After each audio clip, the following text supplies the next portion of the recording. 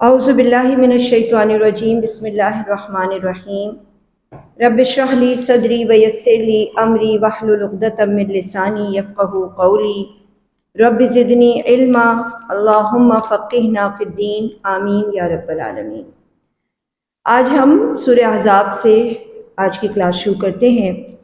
پہلے سورہ احزاب کے بارے میں چند چیزیں ہم سمجھ لیں، پھر اس کے بعد ہم اس کی ڈیٹیل اسٹڈی کریں گے، کیونکہ یہ ایک بہت گہری اور باپردہ گھر کے اندر کا پردہ اس سب کے بارے میں اس میں خاصی ڈیٹیل موجود ہے۔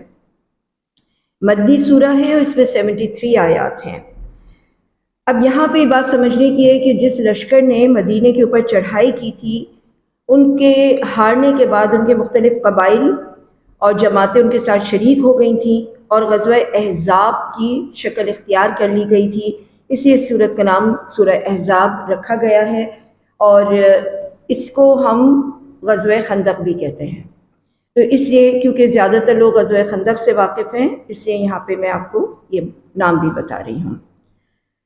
اللہ تعالیٰ فرماتا ہے، اے نبی اللہ تعالیٰ سے ڈرتے رہیے اور کافروں اور منافقوں کی باتوں میں نہ آ جائیے، اللہ تعالیٰ بڑے علم والا اور بڑی حکمت والا ہے۔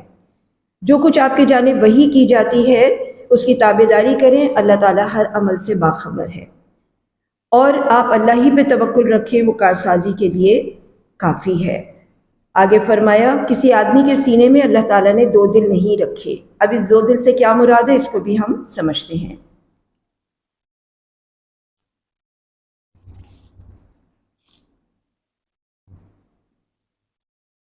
یہ موضوعات سمجھنے سے پہلے اس سورت کو 3 موضوعات میں تقسیم کیا گیا ہے، اس کو بھی دیکھ لیتے ہیں۔ پہلی چیز جو اس میں بتائی گئی ہے وہ اجتماعی آداب، جب لوگ ملتے ہیں، کوئی سوسائٹی بنتی ہے تو اس کے آداب کیا ہیں۔ اس کے علاوہ بعض غزوات کا بیان ہے، جیسے غزوہ احزاب ہے اور اس میں غزوہ بنی قریظہ ہے، اور ان دونوں غزوات میں منافقین کا کردار اور ان کے ایمان کی حالت یا ان کے نفاق کی حالت کا یہاں ذکر ہے۔ نبی کریم صلی اللہ علیہ وسلم کی امت کو 4 امور کا احکام دیے گئے ہیں۔ آیت 1 تا 2 میں پہلی 2 آیتیں جو ابھی میں نے پڑھی، نبی کریم صلی اللہ علیہ وسلم کے واسطے سے نبی کی امت کو کچھ امور کا حکم دیا گیا ہے۔ نمبر 1 اللہ سے ڈرتے رہنا، نمبر 2 کافروں اور منافقوں کی جو رائے ہیں ان کی پیروی نہ کرنا، وحی الہی کا اتباع کرنا، اور چوتھا یہ کہ اللہ پہ اعتماد اور بھروسہ رکھنا۔ اس کے علاوہ یہاں پہ جاہلانہ خیالات کی تردید بھی کی گئی ہے کہ زمانے جاہلیت کے بعض معتقد اعتقاد ایسے تھے، عادات کی تردید کی گئی ہے جس میں جو عقلی اعتبار سے بھی باطل تھے اور بعض شرعی اعتبار سے بھی بڑے گندے تھے یا قبیح تھے۔ تو آیت نمبر 4 میں 3 جاہلانہ تصورات کی نفی کی گئی ہے۔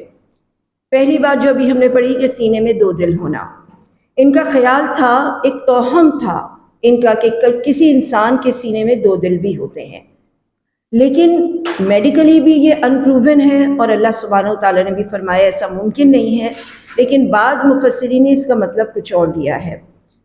فرمایا آگے جو 2 معاملات آ رہے ہیں، آگے کی آیتوں میں ہم پڑھیں گے کہ بیوی سے زہار، یعنی بیوی کو یہ کہہ دینا کہ آج سے تم میری ماں ہو، اس طرح سے بیوی ماں نہیں بن جاتی۔ تو یہ بات یہاں پہ بتائی گئی کہ ایک سینے میں 2 دل نہیں، یعنی ایک عورت 2 کردار نہیں ادا کر سکتی کہ ماں بھی ہو اور بیوی بھی ہو۔ وہ بیوی ہے تو بیوی ہی ہے، تمہارے کہہ دینے سے تمہاری ماں نہیں بنے گی، فقط کچھ کفارہ دینا ہوگا ایسی باتوں سے۔ اس کے علاوہ منہ بولا بیٹا نہیں ہوتا۔ تو فرمایا کہ ایک سینے میں 2 دل نہیں ہوتے، یعنی ایک آدمی 2 کردار نہیں نبھا سکتا، جس کا جو مقام ہے ویسا ہی ہوگا۔ دل ایک ہی ہوتا ہے جس طرح جسم میں، اسی طرح ہر شخص کی دوسرے شخص کی زندگی میں جو حیثیت ہے وہ ایک ہے۔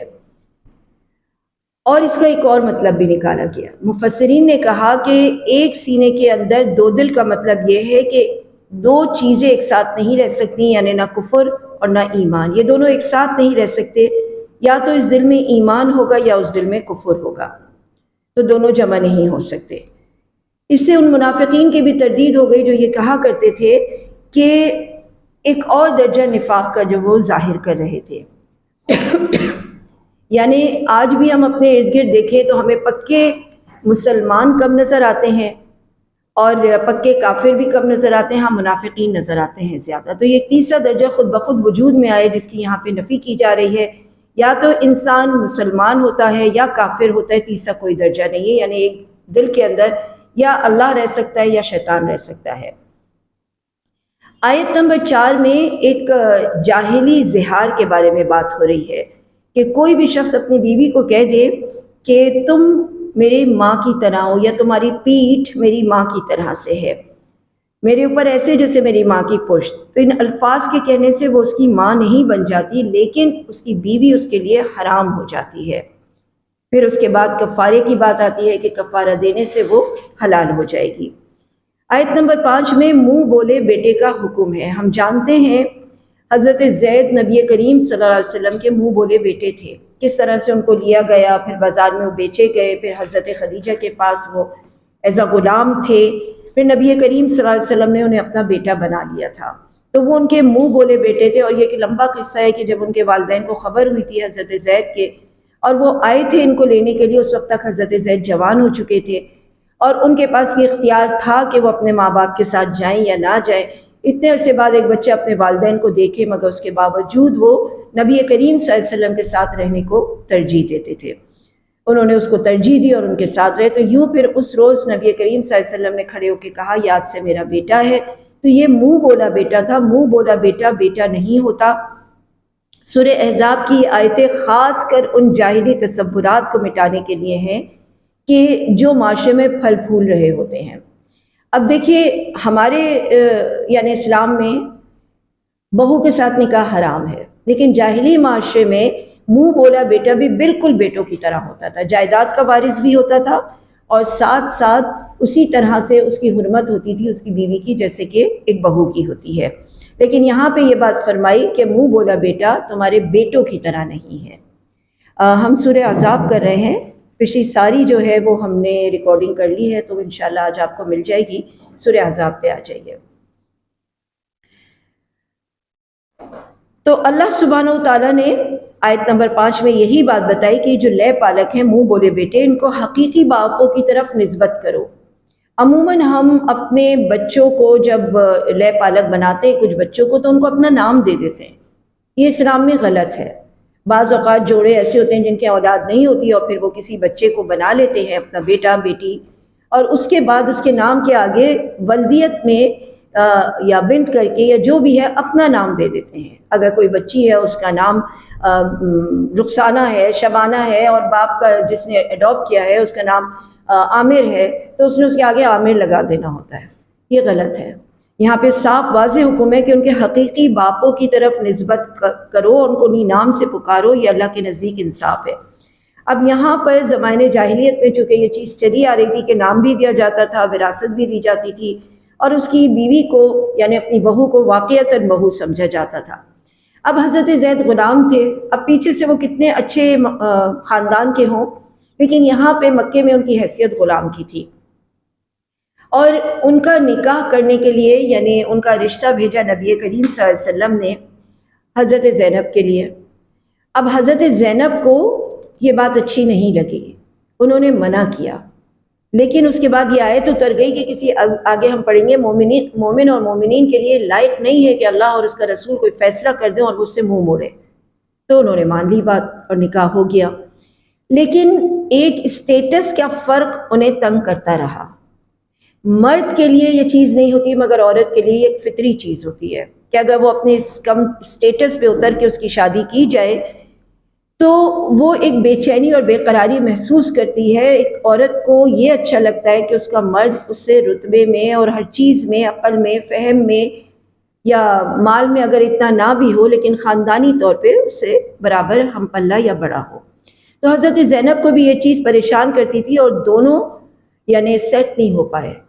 اور پھر اس کے بعد اللہ سبحانہ و تعالیٰ نے حضرت زینب کے لیے نبی کریم صلی اللہ علیہ وسلم کو پسند فرمایا، اور آپ صلی اللہ علیہ وسلم کو یہ بات کی خبر دی کہ ہم تمہارا نکاح ان سے کرنے جا رہے ہیں، اور یہ نکاح آسمان پہ ہوا تھا، زمین پہ نہیں ہوا تھا۔ صرف حضرت زینب شفٹ ہو گئی تھی نبی کریم صلی اللہ علیہ وسلم کے گھر میں، اور ڈکلیئر کر دیا گیا تھا کہ ان کا نکاح ہو گیا۔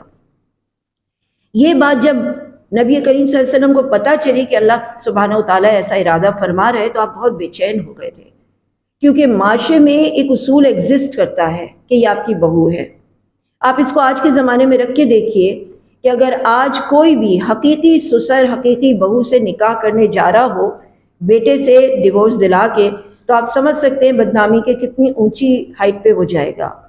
اور ایسے ہی ڈر نبی کریم صلی اللہ علیہ وسلم کو بھی تھا کہ لوگ کیا کہیں گے کہ اپنی بہو سے نکاح کیا، لیکن اللہ کی مرضی یہی تھی۔ اللہ تعالیٰ اس رسم کو ختم کرنا چاہتا تھا کہ منہ بولے بیٹے کی بیوی تمہاری بہو نہیں ہوتی، تمہاری محرم نہیں ہے وہ۔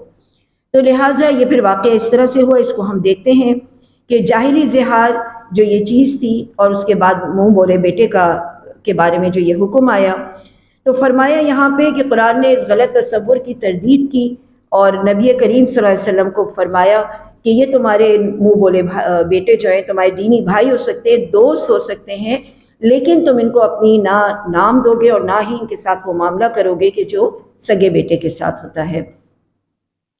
اس کے بعد اگلی آیت میں فرمایا کہ پیغمبر مومنین پر خود ان سے بھی زیادہ حق رکھتے ہیں، اور پیغمبر کی بیویاں مومنوں کی مائیں ہیں، اور رشتہ دار کتاب کی روح سے نسبت دوسرے مومنوں کے مہاجروں میں آپس میں زیادہ حقدار ہیں۔ گویا یہاں پر یہ بات بتا دی اور واضح کر کے کہ منہ بولے جو رشتے ہوتے ہیں اس سے قانونی حقدار کا حق نہیں مارا جاتا۔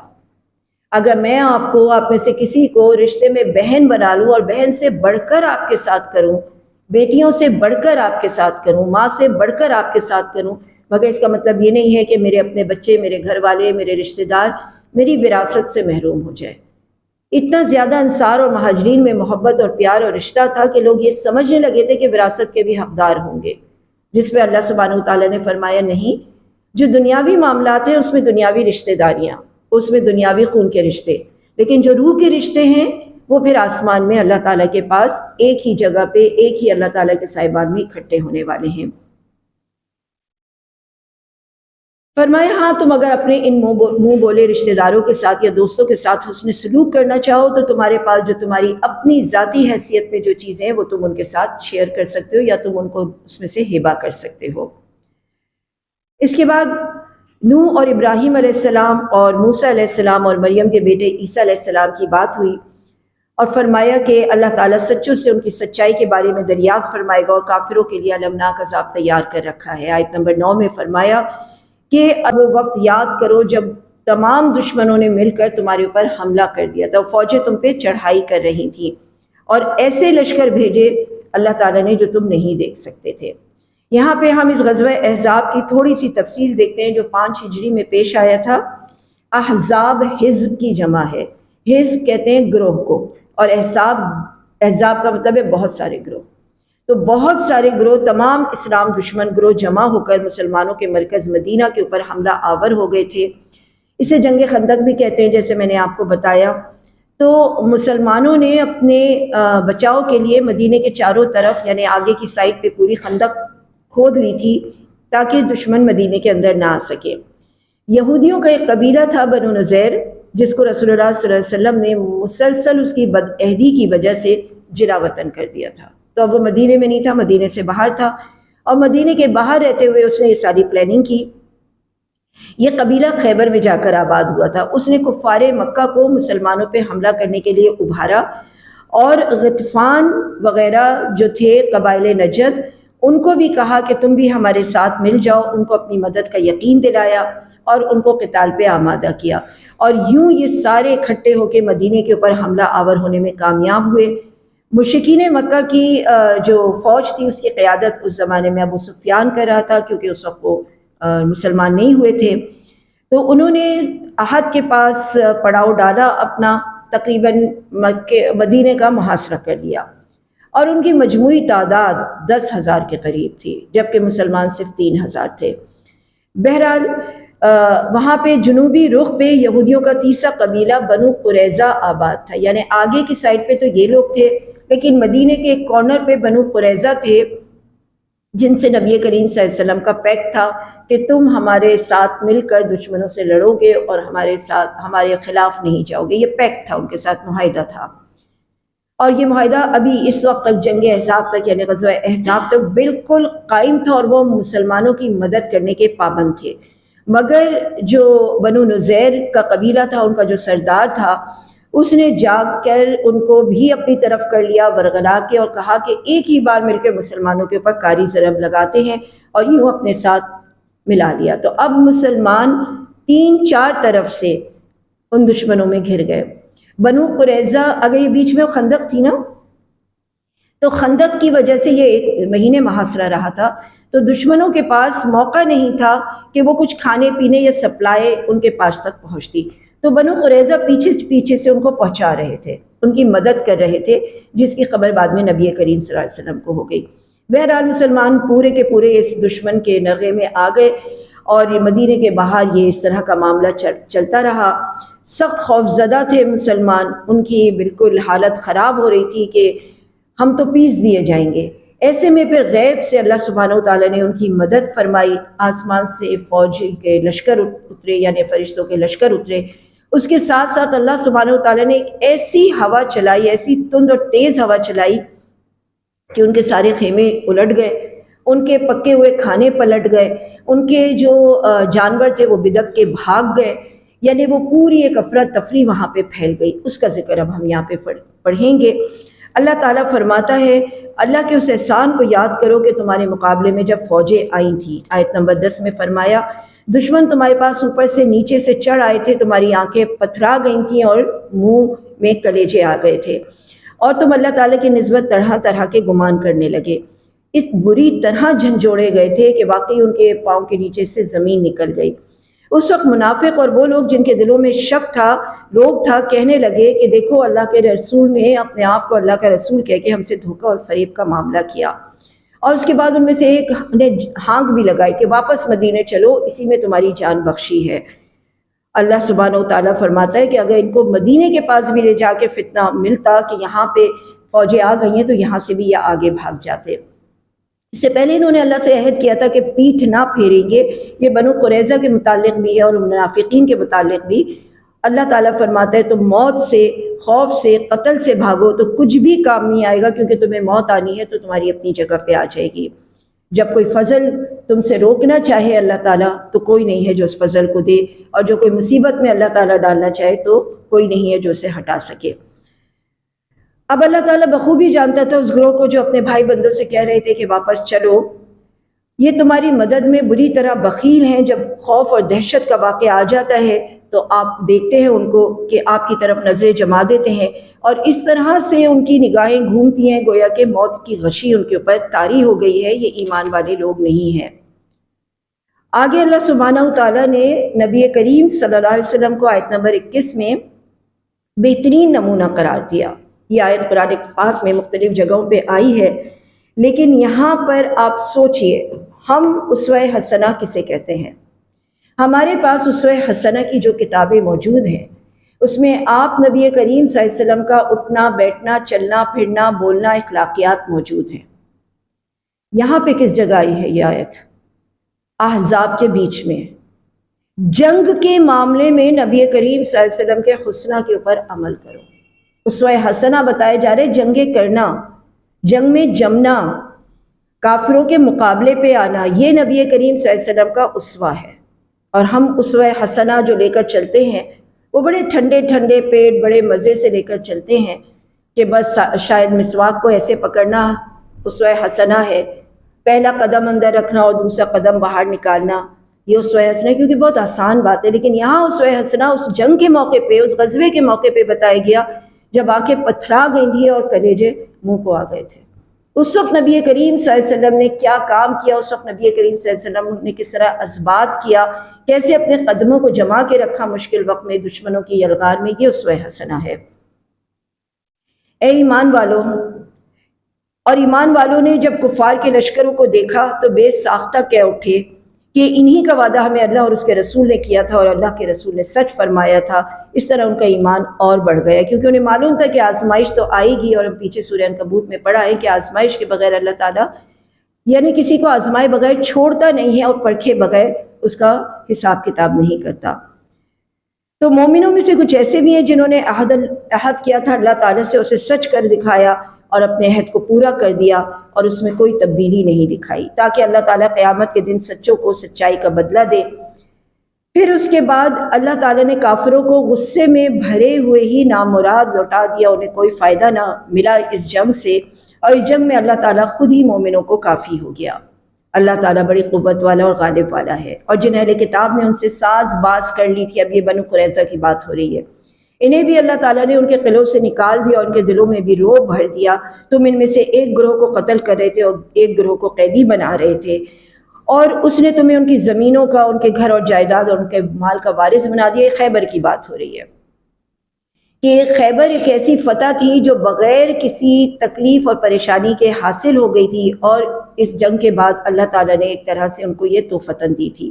خیبر کی زمین جن کو تمہارے قدموں نے روندا نہیں، تم وہاں اپنے گھوڑے لے کر پہنچے نہیں تھے، وہاں تم نے کوئی محنت نہیں کی تھی، مگر اللہ تعالیٰ نے وہ تمہیں گفٹ میں کر دی۔ اب یہاں پہ بنو قریظہ کا ذکر آتا ہے۔ اس قبیلے نے، جیسے میں نے آپ کو بتایا، نقض عہد کیا تھا، اپنے عہد کو توڑا تھا، دوسرے یہودیوں کا ساتھ دیا تھا۔ تو جب غزوہ احزاب سے آپ صلی اللہ علیہ وسلم واپس آئے اور غسل فرما رہے تھے، ایسے میں حضرت جبرائیل تشریف لے کر آتے ہیں اور کہتے ہیں کہ اے نبی، آپ نے کیسے جنگ روک دی؟ ہم نے تو جنگ نہیں روکی، ابھی تو بنو قریظہ کا معاملہ ہے، چلیے واپس۔ تو پھر نبی کریم صلی اللہ علیہ وسلم دوبارہ ان کے ساتھ گئے اور عصر کی نماز جا کے وہاں پہ پڑھنے کا اعلان کیا۔ چنانچہ آپ نے مسلمانوں کو اعلان کر دیا کہ وہاں پہ چل کے عصر کی نماز پڑھنی ہے۔ ان کی آبادی مدینے سے چند میل کے فاصلے پر تھی، تو یہ اپنے قلعوں میں بند ہو گئے، یعنی بنو قریظہ نے اپنے قلعے کے دروازے بند کر لیے، جو کم و بیش ان کا محاصرہ 25 دن کے قریب جاری رہا۔ اس کے بعد سعد بن معاذ، یہ اسی قبیلے سے تھے، تو نبی کریم صلی اللہ علیہ وسلم نے ان کو ثالث مقرر کیا۔ ثالث وہ ہوتا ہے کہ اندر سے بھی اب آوازیں آ رہی تھی کہ کچھ معاملہ طے کر لیتے ہیں یا معافی مانگ لیتے ہیں، یا جو بھی آپ جو کہیں ہم وہ کرنے کو تیار ہیں۔ تو ادھر نبی کریم صلی اللہ علیہ وسلم کے لوگ بھی اب 25 دن کا محاصرہ ہو گیا تھا، تو انہوں نے پوچھا کون بنے گا ثالث یعنی میڈیٹر؟ تو حضرت سعد کو بنایا، سعد بن معاذ کو، اور انہوں نے بھی اس طرف سے کہا یہ جو ہمارے بابت فیصلہ کریں گے ہمیں منظور ہوگا، کیونکہ ان کو یہ پتہ تھا کہ یہ ہمارے ہی خاندان قبیلے کے ہیں، تو چلو ذرا نرمی کر لیں گے۔ بہرحال اس کے بعد وہ اندر گئے اور انہوں نے یہ فیصلہ کیا تمام مردوں کو قتل کر دیا جائے، عورتوں اور بچوں کو باہر لے آیا جائے۔ تو لہٰذا تمام مردوں کو قتل کیا گیا، اور نبی کریم صلی اللہ علیہ وسلم نے کہا سعد، تم نے جو فیصلہ کیا ہے ساتویں آسمان کا بھی یہی فیصلہ تھا۔ سب کی گردنیں اڑا دی گئیں جو جنگ میں تھے، اور مدینے کو ان کے ناپاک وجود سے پاک کر دیا گیا۔ بہرحال یہ 6 ہجری کے قریب جب یہ صلح حدیبیہ کے بعد مسلمانوں نے خیبر یہ فتح کیا تھا، بعض نے کہا تھا کہ یہ آنے والا جو روم کی جنگ تھی اس کا پیش خیمہ تھا، لیکن بہرحال یہاں پہ ان 2 قبیلوں کی بات ہوئی، ایک احزاب میں جہاں سب مل کے آئے تھے، اور ایک بنو قریظہ۔ اس کے بعد فرمایا اے نبی اپنی بیویوں سے کہہ دو کہ تم اگر دنیا کی زندگی کا مال و متاع چاہتی ہو تو آؤ میں تمہیں دوں اور رخصت کر دوں۔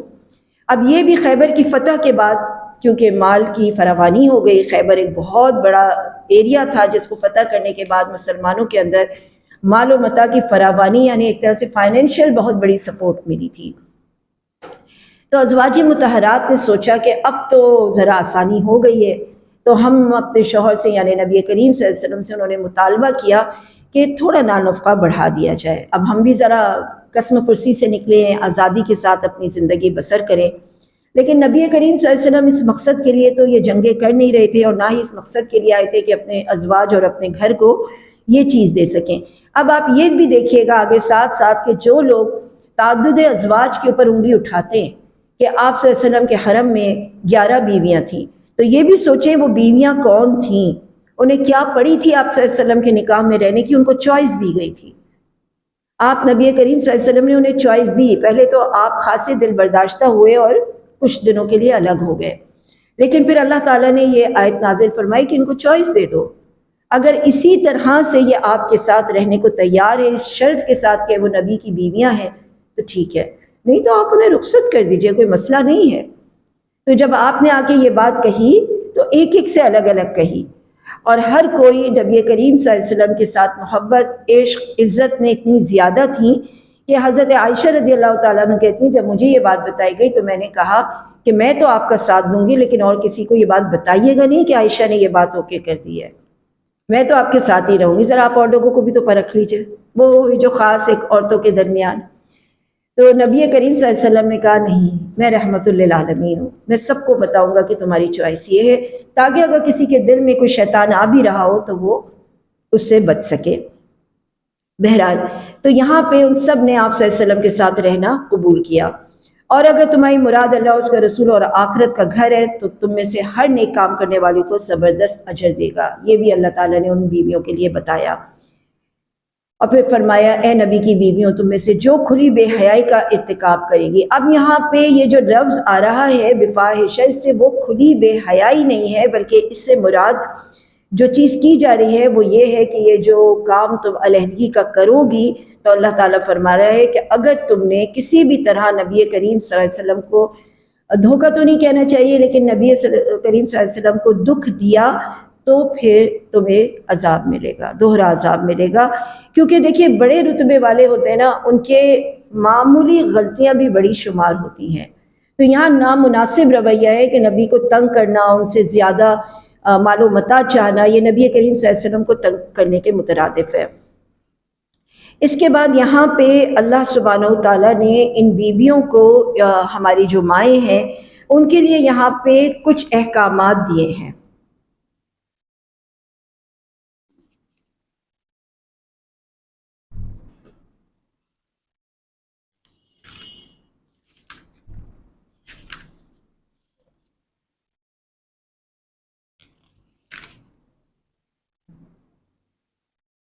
جی، کیونکہ ازواج مطہرات فضیلت والی تھی تو لہٰذا ان کو جو احکام دیے جا رہے وہ بھی بڑے فضیلت والے، لیکن ان کے احکام ان کو دینے کے پر، یعنی اللہ جو احکام دے رہے ان کو، ان کے توسط سے مسلمان عورتوں کے لیے بھی یہی ہیں۔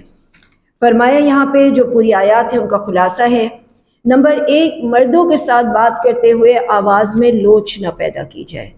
یہاں یہ منع نہیں ہے کہ نامحرم سے بات ہی نہ کی جائے۔ اکثر لوگ یہ سوال کرتے ہیں کہ نامحرم کو سلام کا جواب دینا، اس سے بات کرنا منع ہے۔ منع نہیں ہے، ہم ڈاکٹر سے بھی بات کرتے ہیں، ہم گھر کے کام والوں سے بھی بات کرتے ہیں، ہم بازار میں بھی جا کے بات کرتے ہیں، رشتہ دار مردوں سے بھی بات کرتے ہیں۔ آواز کا پردہ نہیں ہے، آواز کے لوچ کا پردہ ہے۔ دوسرا یہ کہ بلا ضرورت گھر سے نہ نکلے، کیونکہ مسلمان عورت کا اصل اور محفوظ ٹھکانہ یہی ہے، یعنی پرائرٹی ہمارا گھر ہے، اور اس کے علاوہ جو بھی کام ہم کرتے ہیں گھر کے علاوہ، وہ ہماری ایکسٹرا ہم اپنے اوپر ذمہ داری لیے ہوئے، جو کہ ہمارا اصل گھر، اصل جگہ، اصل کام ہمارا گھر میں ہے۔ تیسرا یہ کہ زمانے جاہلیت کی خواتین کی طرح اپنی زینت اور ستر کا اظہار کرتے ہوئے باہر نہ نکلیں۔ جبکہ کیوں عورت کو یہ بات کیوں کہی ہے، مرد کو کیوں نہیں کہا؟ اسی کہ عورت کے اندر سجنے بننے کا داعیہ زیادہ ہوتا ہے، گو کہ آج کے پرفتن دور میں مرد بھی پیچھے نہیں ہے، مرد بھی اسی طرح سے اپنے آپ کو سجاتے اور بناتے اور اٹریکٹیو بناتے ہیں صنف مخالف کے لیے۔ لیکن یہاں خاص عورتوں کا ذکر ہے، کیونکہ ہم وہ الزانیۃ والزانی پڑھ چکے کہ یہ تمام چیزیں اٹریکٹ کرتی ہیں مردوں کو۔ چوتھا یہ کہ نماز کی پابندی کریں، زکوٰۃ دیں، اللہ اس کے رسول کی اطاعت کریں، اور قرآنی آیت کی تلاوت اور احادیث کا تذکرہ اپنے گھروں میں کرتی رہیں۔ یعنی گھر کی ذمہ داری ایک عورت کی ہے، گھر عورت کی جاگیر ہے، تو گھر میں سلیبس بنانا، کریکولم بنانا، اصول بنانا، صبح و شام کی ٹائمنگز بنانا، یہ عورت کا کام ہے، مرد کا نہیں ہے۔ صبح کتنے بجے بچوں کو اٹھانا ہے، یہ عورت کی ذمہ داری ہوتی ہے۔ کس وقت ان کو نماز کا کہنا ہے، کس وقت کھانے میں حلال دیکھنا ہے، کس وقت بہتر چیز اپنے بچوں کے لیے، اپنے گھر والوں کے لیے دیکھنی ہے، یہ تمام چیز ایک عورت کا دائرہ اختیار ہے، جو کہ بہت بڑا ہے۔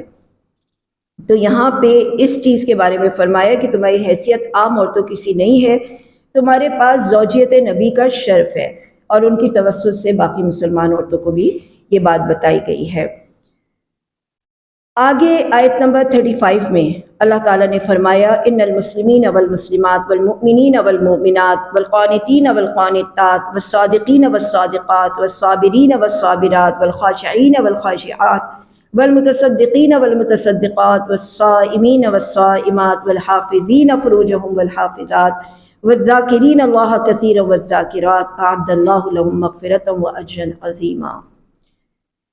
کہیں کوئی فرق نہیں ہے، جیسے کہ مرد کو کہا جا رہا ہے اپنی عزت کی حفاظت کرو، نماز پڑھو، ایسے ہی عورت کو کہا جا رہا ہے۔ لیکن ہمارے معاشرے میں عورت کی عزت کے محافظ زیادہ نظر آتے ہیں، مردوں کی عزت کی محافظت کی کوئی بات نہیں ہوتی۔ فرمایا مسلمان مرد، مسلمان عورتیں، مومن مرد، مومن عورتیں فرما برداری کرنے والے مرد اور عورتیں، راست باز مرد اور عورتیں، صبر کرنے والے مرد اور عورتیں، عاجزی کرنے والے مرد اور عورتیں، خیرات کرنے والے مرد اور عورتیں، روزے رکھنے والے مرد اور عورتیں، شرمگاہ کی حفاظت کرنے والے مرد اور عورتیں، اللہ کا ذکر کرنے والے مرد اور عورتیں، ان سب کے لیے اللہ تعالیٰ نے بڑی وسیع مغفرت اور ثواب تیار کر رکھا ہے۔ اس کے بعد اسی بات کا ذکر ہے حضرت زینب والی بات کا، کہ جب ان کو کہا گیا کہ حضرت زید سے شادی کر لو تو ان کے دل میں ایک کجی پیدا ہوئی۔ اس کا ذکر ہے کہ کسی مومن مرد اور عورت کو یہ اختیار نہیں ہے کہ جب اللہ اس کا رسول کوئی فیصلہ کر دے تو اس میں کوئی اپنی حجت کرے۔ اور پھر فرمایا اے نبی تم اپنے دل میں وہ بات چھپائے ہوئے تھے جسے اللہ تعالیٰ ظاہر کرنے والا تھا۔ اشارہ مل چکا تھا نکاح کرنے کا حضرت زینب سے، اور لازمی بات ہے انہیں ڈر تھا کہ بہت شور اٹھنا تھا۔ تو یہ حضرت زینب اور نبی کریم صلی اللہ علیہ وسلم کے نکاح کے اوپر بات ہو رہی ہے کہ حضرت زید بن حارثہ سے جب ان کی علیحدگی ہوئی، کیونکہ میں نے آپ کو واقعہ پورا بتا دیا، تو ان کی نبی کریم صلی اللہ علیہ وسلم نے جو ان کا نکاح کیا تھا حضرت زینب سے، وہ نبی کریم صلی اللہ علیہ وسلم کی پھوپھی ذات تھی۔ اس وجہ سے ان کو ایک شرف بھی تھا نبی کریم کے خاندان کے ہونے کا، اور ان کی شادی ایک غلام سے کر دی گئی تھی۔ تو بہرحال اس کا یہاں پہ میں آپ کو پہلے ہی بتا چکی ہوں کہ نبی کریم صلی اللہ علیہ وسلم پریشان تھے، مگر اللہ سبحانہ وتعالیٰ نے یہ حکم جاری کیا۔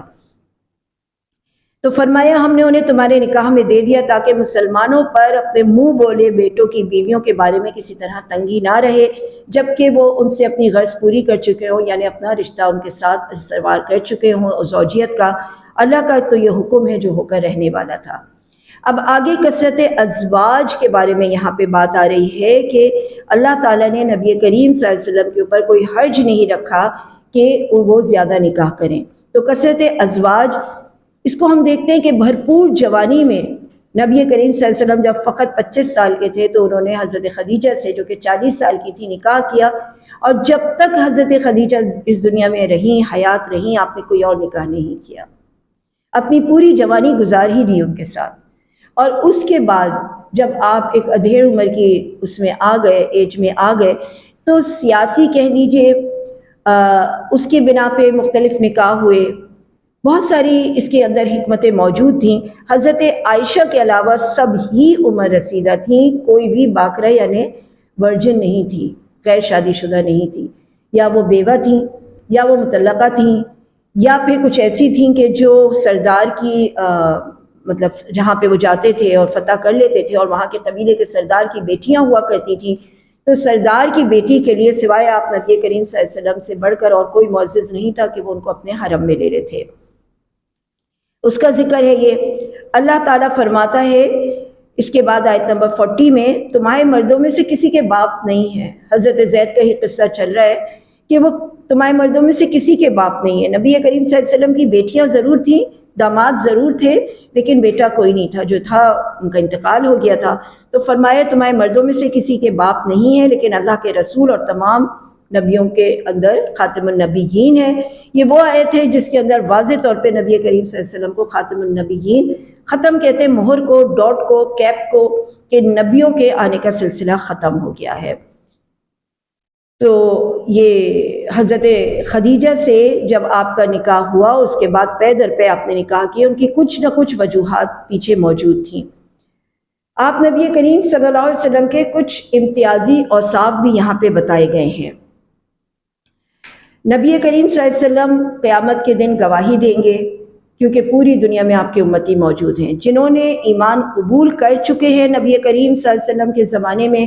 اس امت کو امت اجابت کہتے ہیں، جو قبول کر چکے ہیں، ایجاب و قبول ہوتا ہے نا۔ اور جنہوں نے ابھی ایمان قبول نہیں کیا، یعنی ہم جیسے لوگ جو اب بعد میں آئیں گے، ان کو امت دعوت کہتے ہیں، کہ جن کو دعوت دی جائے گی۔ اہل ایمان کو آپ صلی اللہ علیہ وسلم سعادت اور جنت کی بشارت دینے والے ہیں۔ یہاں پہ یہ فرمایا کفار اور فجار کے لیے اللہ کے عذاب اور ہلاکت سے ڈرانا آپ کی ذمہ داری، یعنی نذیر اور بشیر ہیں۔ اسی طرح سے آپ نیکی، اصلاح اور اخلاق حسنہ اور استقامت کی دعوت دینے والے ہیں۔ آپ صلی اللہ علیہ وسلم کی دعوت دنیا کی دعوت نہیں تھی، نہ اقتدار کی دعوت تھی، نہ غنیمت جمع کرنے کی دعوت تھی، نہ قومیت اور عصبیت کی دعوت تھی، بلکہ آپ کی دعوت خالص اللہ تعالیٰ کی طرف تھی، اور یوں سمجھ لیجئے کہ مقصد اصلاح تھا۔ نبی کریم صلی اللہ علیہ وسلم میں سب سے افضل دعوت نبی کریم صلی اللہ علیہ وسلم کی تھی، اور یہی دعوت سب سے بڑی چیز ہے جس میں ہم لوگوں کو بلاتے ہیں. بہت ساری چیزوں کی طرف لوگوں کو بلاتے ہیں، لیکن جو چیز سب سے افضل ہے بلانے کے لیے، کال کرنے کے لیے، وہ اللہ کا راستہ ہے. آیت نمبر 45 اور 47 میں آپ کو سراج منیر بھی کہا گیا کہ آپ کے وجود سے ظلمتیں چھٹتی ہیں اور نور لوگوں کو ملتا ہے اور شبہات کا ازالہ ہوتا ہے. تو چمکتے ہوئے سورج سے تشبیہ دی ہے اور فرمایا کہ آپ نے لوگوں کے اندر سے گمراہیوں کے شرک اور ضلال دور کیے ہیں جیسے سورج روشن ہو جاتا ہے. اب اس کے بعد یہاں پر 3 آداب بھی بتائے گئے ہیں اگلی آیتوں میں. پہلا تو یہ اب جو ہم نے شروع میں پڑھا تھا نا، اجتماعی طور پر بھی کچھ چیزوں کے بارے میں اس میں بتایا جائے گا.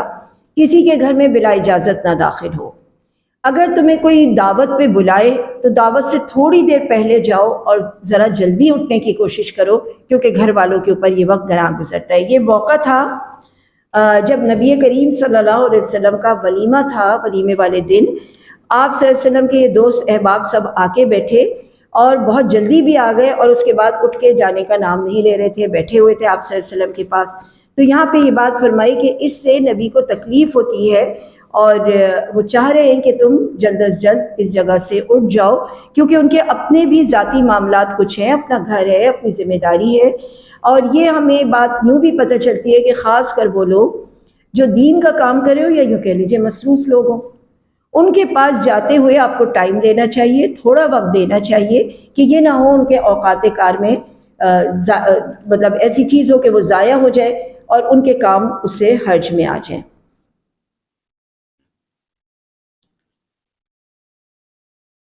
اس کے بعد آیت نمبر 49 میں یہ بات بھی فرمائی کہ اگر مومن عورتوں سے نکاح کرو اور ان کو ہاتھ لگانے سے پہلے طلاق دے دو تو ان پہ عدت نہیں ہے، یعنی اگر ریلیشن شپ قائم نہیں ہوا تو عدت نہیں ہے.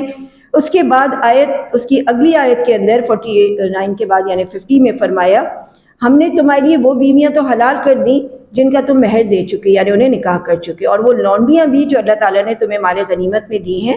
اس کے علاوہ تمہاری چچا کی، تمہاری پھپھیوں کی، خالوں کی بیٹیاں، اور وہ جنہوں نے تمہارے ساتھ ہجرت کی، وہ باایمان عورتیں جو اپنا نفس نبی کو ہبہ کر چکی، اس صورت میں کہ نبی بھی ان سے نکاح کرنا چاہے تو. یہ خاص طور پہ نبی آپ کے لیے ہے، دیگر مومنین کے لیے نہیں ہے. دیگر مومنین کے لیے اللہ تعالیٰ نے وہی 4 شادیاں رکھی، حضرت صفیہ اور حضرت جویریہ، جنہیں آپ صلی اللہ علیہ وسلم نے پھر آزاد کر کے نکاح کر لیا. اور اس کے مقابلے میں حضرت ریحانہ اور حضرت ماریہ قبطیہ جو تھیں وہ بطور لونڈی آپ صلی اللہ علیہ وسلم کے ساتھ رہیں، کیونکہ یہ دونوں سردار کی بیٹیاں تھیں اور وہ دونوں پیچھے سے تھیں ہی لونڈی خاندان کی. تو آپ صلی اللہ علیہ وسلم نے چوز یہ کیا کہ ان کو عزت کے ساتھ اپنے حرم میں داخل کر لیا جائے، ان کو لونڈیاں نہ بنایا جائے. اور پھر آگے اللہ تعالیٰ نے وہی بات کنٹینیو کی کہ آپ چاہیں تو ان میں سے جس کو رکھیں جو نانفقہ کا مطالبہ کر رہی ہیں، اور جو چاہتی ہیں الگ ہونا انہیں الگ کر دیں. اور زیادہ توقع اس بات کی ہے کہ ان عورتوں کی آنکھیں ٹھنڈی رہیں اور وہ رنجیدہ نہ ہوں، اور یہ سب آپ کے ساتھ راضی ہوں جو کچھ کہ آپ انہیں دے رہے ہیں.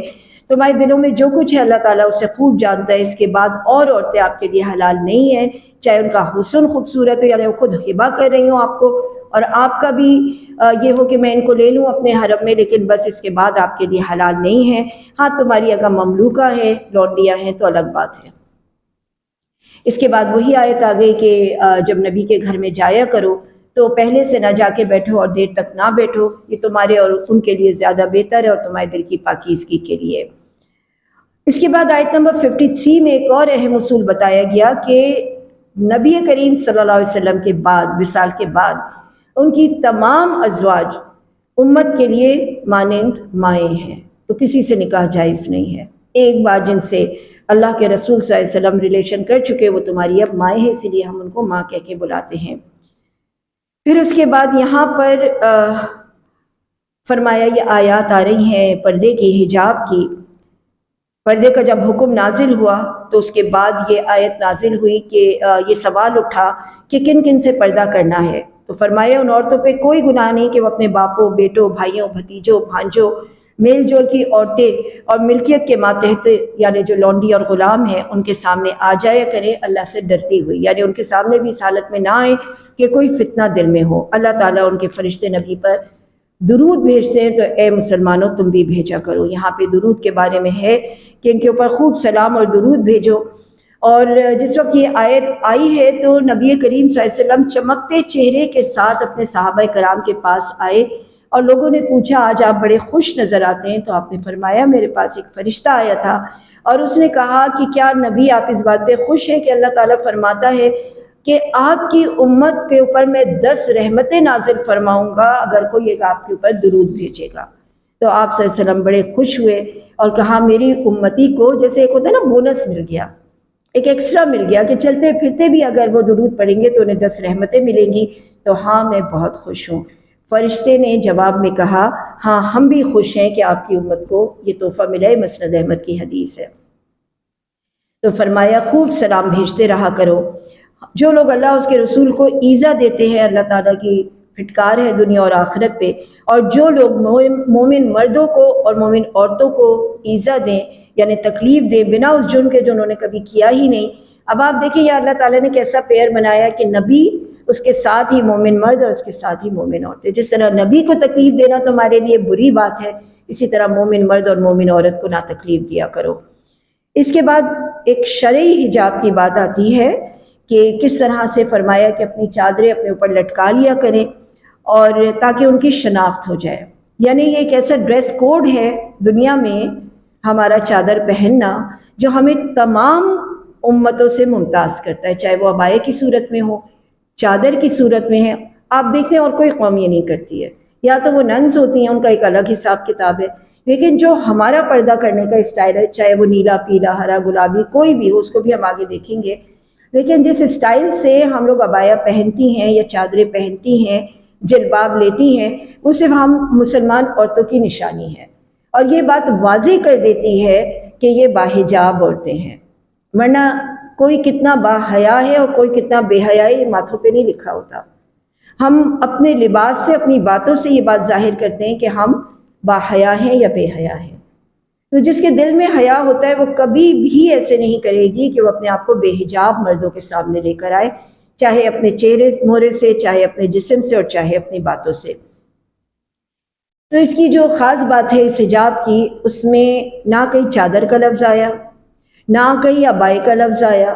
لفظ کیا ہے کہ ایک کپڑے کو اپنے اوپر لٹکا لو۔ جلباب کا لفظ آیا ہے یدنین علیہن من جلابیبہن۔ اب جلباب ایک ایسے کپڑے کو کہتے ہیں جس سے آپ کا پورا بدن چھپ جائے، باریک نہ ہو۔ اچھا یہاں پہ بھی بعض لوگ اعتراض کرتے ہیں، حدیث کے پورے الفاظ یہ ہیں کہ اتنا باریک نہ ہو کہ جسم جھلکے۔ اب عموماً گرمی، شدید گرمی میں نے اکثر خواتین کو دیکھا ہے کہ وہ باریک عبایا پہنتی ہیں، لیکن اس سے جھلکتا کیا ہے؟ ان کا دوسرا ہی کپڑا۔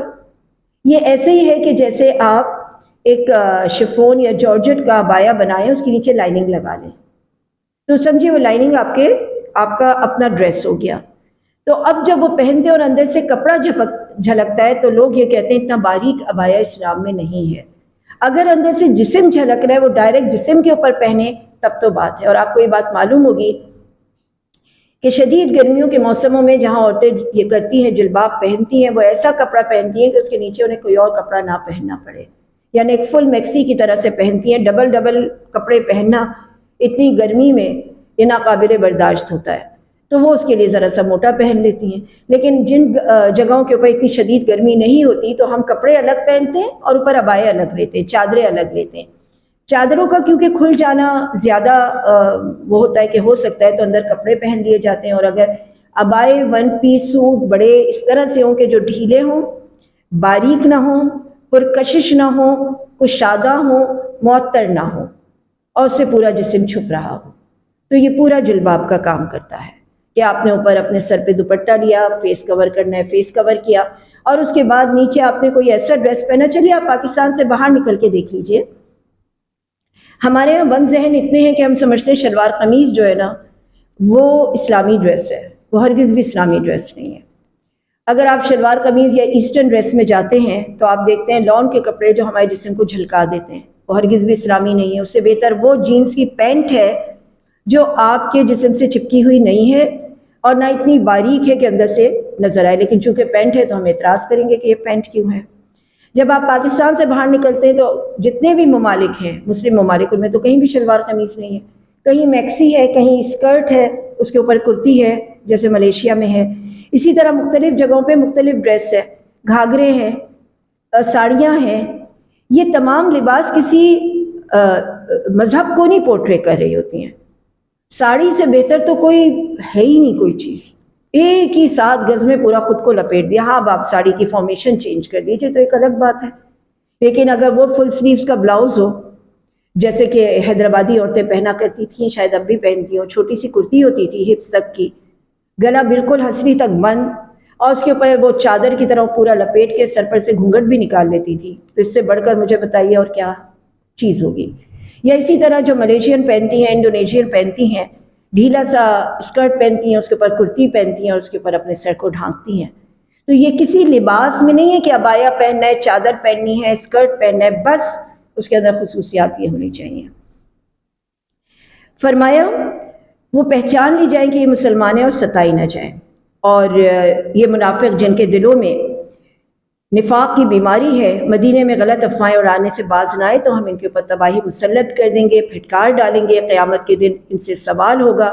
یہ لوگ پوچھتے ہیں قیامت کے بارے میں، تو فرما دیجئے ان سے قیامت کے دن بہت سارے سوال ہوں گے، ان کے چہرے، ان کے جو تمام اعمال ہیں یہ اللہ سبحانہ وتعالیٰ کے پاس لکھے ہوئے ہیں۔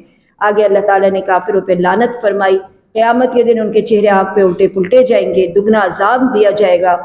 اس کے بعد فرمایا کہ اے لوگو موسیٰ کی قوم کی طرح نہ ہو جاؤ کہ جنہوں نے موسیٰ کو تکلیف دی تھی، تو فرمایا اپنے نبی کو تکلیف نہ دو تاکہ اللہ تعالیٰ تمہارے کام کو سنوار دے۔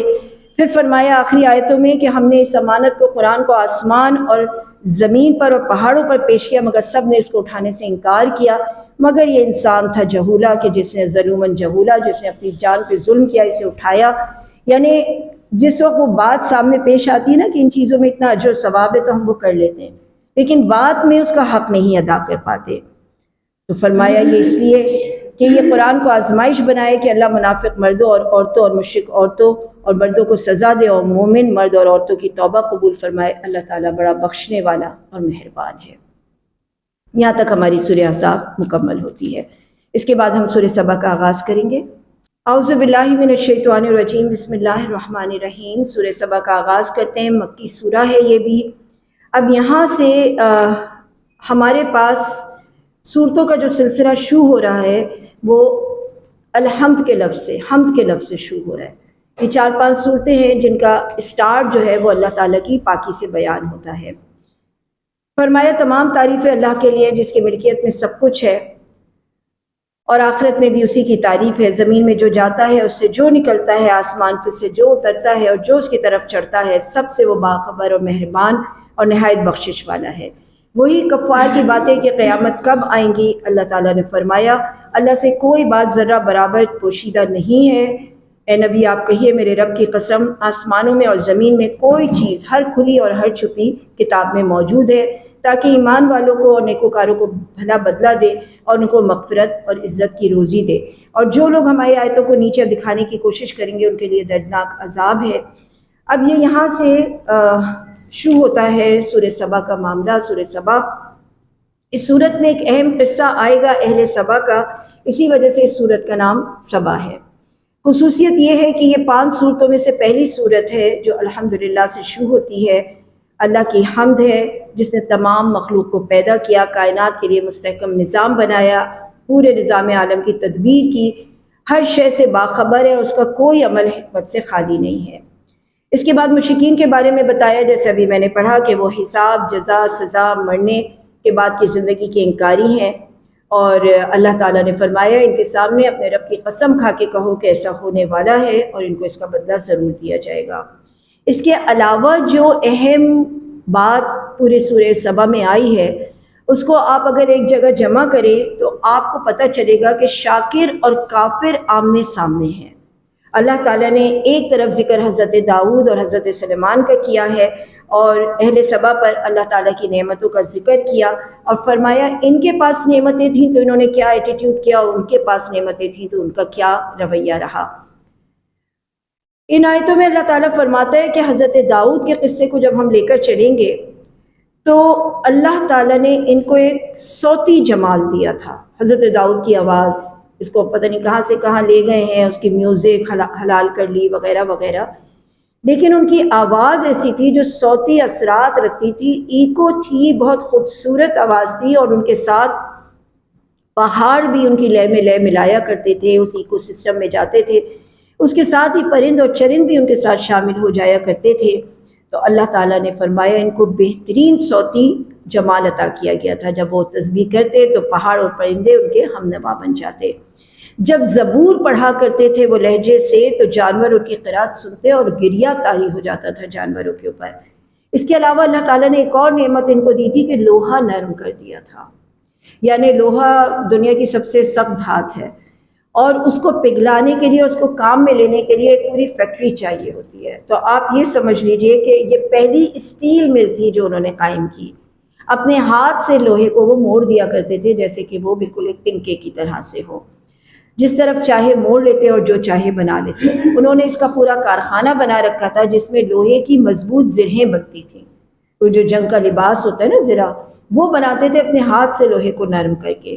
تو اس لیے میں نے کہا اسے پہلا اسٹیل مل قرار دیا جائے۔ اور آیت نمبر 12 سے 14 میں حضرت سلیمان کا قصہ ہے کہ ان کے اوپر کیا خصوصی انعامات تھے۔ انہیں اللہ تعالیٰ نے پرندوں کی بولی سکھائی تھی۔ یہ واحد انسان تھے جو پرندوں کی آواز سے، پرندوں کی چہچہاہٹ سے، ان کی لے سے سمجھ لیا کرتے تھے وہ کیا بات کر رہے ہیں۔ ان کے لیے تانبا جو تھا بہتے ہوئے چشمے کی شکل اختیار کر جاتا اور وہ اس سے بسہولت چیزیں بنا لیتے۔ جنات بھی ان کے تابع تھے، اور آپ یعنی حضرت سلیمان ان سے تعمیرات کا کام لیتے تھے، اور جو حمل و نقل ہوتا ہے نا، ٹرانسپورٹیشن، وہ بھی جنات کیا کرتے تھے۔ ہم جو یہ دیکھتے ہیں نا کہ ایک ہی جگہ پہ پہاڑ پہ، وہ تو وہاں کا حصہ ہی نہیں ہے، وہ وہاں کا پتھر نہیں ہے، کہاں سے اٹھا کے لائے اور کیسے یہ تعمیر کیا، کسی انسان کا بس نہیں ہے، ٹیکنالوجی تھی یا نہیں تھی۔ تو یہ تھا ان کے پاس، جنات تھے ان کے پاس جو کسی بھی وادی سے کوئی بھی پہاڑ اٹھا کے دوسری جگہ لا کے اسے پھر تراشنا اور بنانا کر لیا کرتے تھے۔ اس کے علاوہ ان کے لیے ہوا بھی مسخر کر دی گئی تھی۔ ہوا چلتی ہے خاص ڈائریکشن میں، خاص اسپیڈ سے، یہ ان کے ہاتھ میں تھا کہ وہ ہوا کو تیز چلا لیں، روک دیں، ڈائریکشن چینج کر دیں۔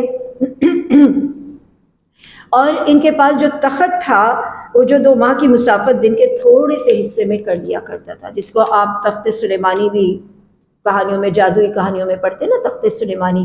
تو حقیقتاً ان کے پاس وہ تخت تھا جس میں وہ بیٹھ کے ہوا کو کہتے تھے، اور وہ اس اسپیڈ سے ان کو لے کے چلتی تھی۔ اس کا آپ تصور ہوائی جہاز سے کر سکتے ہیں کہ وہ ٹیکنالوجی ان کے پاس تھی۔ تو اللہ تعالیٰ نے عقل کو حیران کرنے والے نعمتیں ان کو دی تھیں، مگر اس کے باوجود باپ اور بیٹا غرور اور فخر کا شکار نہیں ہوئے تھے، اور ذکر اور شکر سے لمحے بھر بھی غافل نہیں ہوتے تھے۔ اور عمومی صورت دنیا میں یہی ہے کہ جتنی نعمتیں آتی ہیں انسان کے پاس وہ شکر سے غافل ہو جاتا ہے۔ تو پہلے ہم اس کو آیتوں میں پڑھ لیتے ہیں اس پورے قصے کو، پھر اس کے بعد اہل سبا کا قصہ پڑھیں گے۔ اللہ تعالیٰ نے یہاں پہ فرمایا، ان کی آیتیں شروع ہوتی ہیں جی آیت نمبر 10 سے۔ ہم نے داؤد پر اپنا فضل کیا، اے پہاڑوں اس کے ساتھ رغبت سے تسبیح پڑھا کرو، اور پرندوں کو بھی ان کے ماتحت کیا اور ان کے لیے لوہا نرم کر دیا، تاکہ تم پوری پوری زرہیں بناؤ اور جوڑوں میں اندازہ رکھو، تم سب نیک کام کرتے رہو۔ جوڑوں میں اندازہ، وہ جو ان کے جوائنٹس ہوتے ہیں ان کو جوڑ کے رکھو۔ یقین مانو میں تمہارے اعمال دیکھ رہا ہوں۔ اور ہم نے سلیمان کے لیے ہوا کو مسخر کر دیا، صبح کی منزل اس کی مہینے بھر کی ہوتی تھی اور شام کی منزل بھی، اور ہم نے ان کے لیے تانبے کا چشمہ بہا دیا۔ اور ان کے رب کے حکم سے بعض جنات ان کی ماتحتی میں ان کے سامنے کام کرتے، اور اگر کوئی بھی ان کے حکم سے سرتابی کرتا تو ہم اسے بھڑکتی ہوئی آگ میں ڈال دیتے۔ جو کچھ سلیمان چاہتے جنات وہ تعمیر کرتے، قلعے، مجسمے، حوضوں کے برابر لگن اور چولہوں پہ جمی ہوئی مضبوط دیگیں۔ یعنی یہ کہا جاتا ہے کہ ان کے جو پانی کا ایک وہ ہوتا ہے نا پونڈ، تالاب، اتنی بڑی بڑی دیگیں ہوتی تھیں جو کھانا پکتی تھیں وہاں کے مزدوروں کے لیے یا جنات کے لیے۔ آل داؤد اس کے شکریہ میں نیک عمل کرو، اور میرے بندوں میں سے شکر گزار بندے کم ہی ہوتے ہیں۔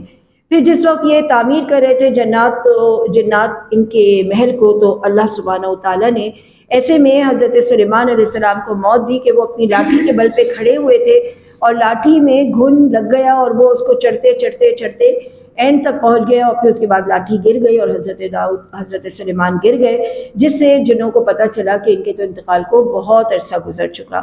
لیکن چونکہ اللہ کو وہ کام کروانا تھا ان جنات سے، تو اس لیے ان کے سامنے حضرت سلیمان لکڑی کا سہارا لے کے خاص عرصے تک کھڑے رہے۔ اس کے بعد قوم سبا کا ذکر ہوتا ہے، یعنی یہ شاکر قوم ہو گئی۔ اس کے بعد اللہ تعالیٰ نے اہل سبا پہ کیا نعمتیں دی تھیں۔ ان کو رزق کی فراوانی دی تھی، صحت افزا آب و ہوا دی تھی، زرخیز زمین دی تھی، اور پھل دار درخت دیے تھے۔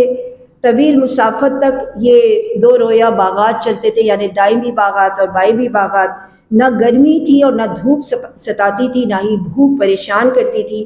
پانی بھی ذخیرہ کرنے کے لیے ان کے پاس ایک ڈیم تھا جس کا نام معرب تھا، اور ان کے نام سے اس کو آج بھی موسوم کیا جاتا ہے کہ وہاں پہ ڈیم بھی تھا، یعنی ٹیکنالوجی والی قوم تھی۔ لیکن انہوں نے نعمتوں کا شکر نہ ادا کیا بلکہ ناشکری پہ اتر آئے، اور پھر ان کا وہی انجام ہوا، اللہ کا عذاب آیا۔ اور اسی پانی نے جس کو انہوں نے اسٹور کیا تھا، اپنا ماتحت کیا تھا، اس نے وہاں تباہی مچا دی۔ باغات بستیاں خس و خاشاک ہو کے بہہ گئی۔ جہاں پھل اور پھول تھے وہاں جھاڑ اور جھنکار کے سوا کچھ نہ بچا، اور اہل سبا کا ذکر صرف داستانوں میں رہ گیا۔ عقلی اور نقلی دلائل یہاں پہ بتائے گئے ہیں کہ کس طرح سے ایک کافر اور ایک شاکر، کافر صرف کفر کرنے والے کو نہیں کہتے، چھپانے والے کو، شکر چھپانے والے کو بھی کہتے ہیں۔ تو یہاں پہ فرمایا سبا کا ذکر کی جائے نمبر 15 میں، قوم سبا کے لیے ان کی بستیوں میں سے ایک نشانی تھی، ان کے دائیں اور بائیں 2 باغ تھے۔ اللہ تعالیٰ نے کہا ان باغ سے اپنی روزی کھاؤ، شکر ادا کرو، عمدہ شہر ہے، بخشنے والا رب ہے۔ لیکن اس نے روح گردانی کی تو اللہ تعالیٰ نے اسی پانی کو سیلاب بنا کے ان کے اوپر بھیج دیا۔ ہم نے ان کی ناشکری کا یہ بدلہ انہیں دیا، اور ایسی ہی سخت سزائیں ہیں ناشکروں کے لیے۔ ہم نے ان کے اور بستیوں کے درمیان جن میں برکت رکھی تھی، چند بستیاں اور آباد کی تھیں جو ان کے سامنے رہ گزر پہ ہی تھیں، اور ان میں سے چلنے کی منزلیں مقرر کر دی تھی۔ ان میں راتوں اور دنوں کو بامان وہ چلا کرتے تھے، یعنی اللہ تعالیٰ نے ان کو امن کی بھی نعمت دی تھی کہ ان کے آگے پیچھے وہ قومیں بھی آباد تھیں جو لٹیروں کی تھیں، لیکن یہ بڑے امن کے ساتھ وہاں رہتے تھے۔ لیکن انہوں نے کہا کہ اللہ ہمارے سفر کو دراز کر دیجئے۔ یہ بڑی عجیب آیت ہے کہ کیا کبھی کوئی انسان اپنے حق میں اللہ تعالیٰ سے بد دعا بھی کرتا ہے؟ کہ وہ یہ کہہ رہے ہیں جیسے ہم یہ کہیں، مثال کے طور پہ کوئی بھی شخص اللہ سے یہ دعا کرے کہ اللہ تعالیٰ میرے بچوں کو تباہ و برباد کر دیجئے، کوئی بھی نہیں کرے گا۔ لیکن جب آپ پلٹ کے ان والدین کے عمل دیکھیں گے تو آپ کو لگے گا سوائے تباہ و برباد کرنے کے اپنے بچوں کو جہنم کا ایندھن بنانے کے علاوہ کر کیا رہے۔ تو دعا جو ہوتی ہے نا، بعض دفعہ عمل سے ہوتی ہے، زبان سے نہیں ہوتی۔ جس کا میں نے آپ کو پہلے بھی مثال دی، کیا ہم میں سے کوئی ایک شخص یہ دعا کرے گا کہ اس کو شوگر ہو جائے، بلڈ پریشر ہائی ہو جائے، اس کی طبیعت خراب ہو جائے، یا اس کو کوئی موذی بیماری لگ جائے، اس کے گردے فیل ہو جائیں؟ نہیں کرے گا۔ لیکن جو کام ہم کر رہے ہوتے اس میں 100% اس بات کا شبہ ہوتا ہے، بلکہ یقین ہوتا ہے کہ یہ کام ہوگا۔ ہم کہتے ہیں ہمارے گردے فیل نہ ہوں، لیکن ہمارا پانی نہ پینا اس بات کی طرف انڈیکیشن ہے کہ ضرور ہم یہ کام کر کے چھوڑیں گے۔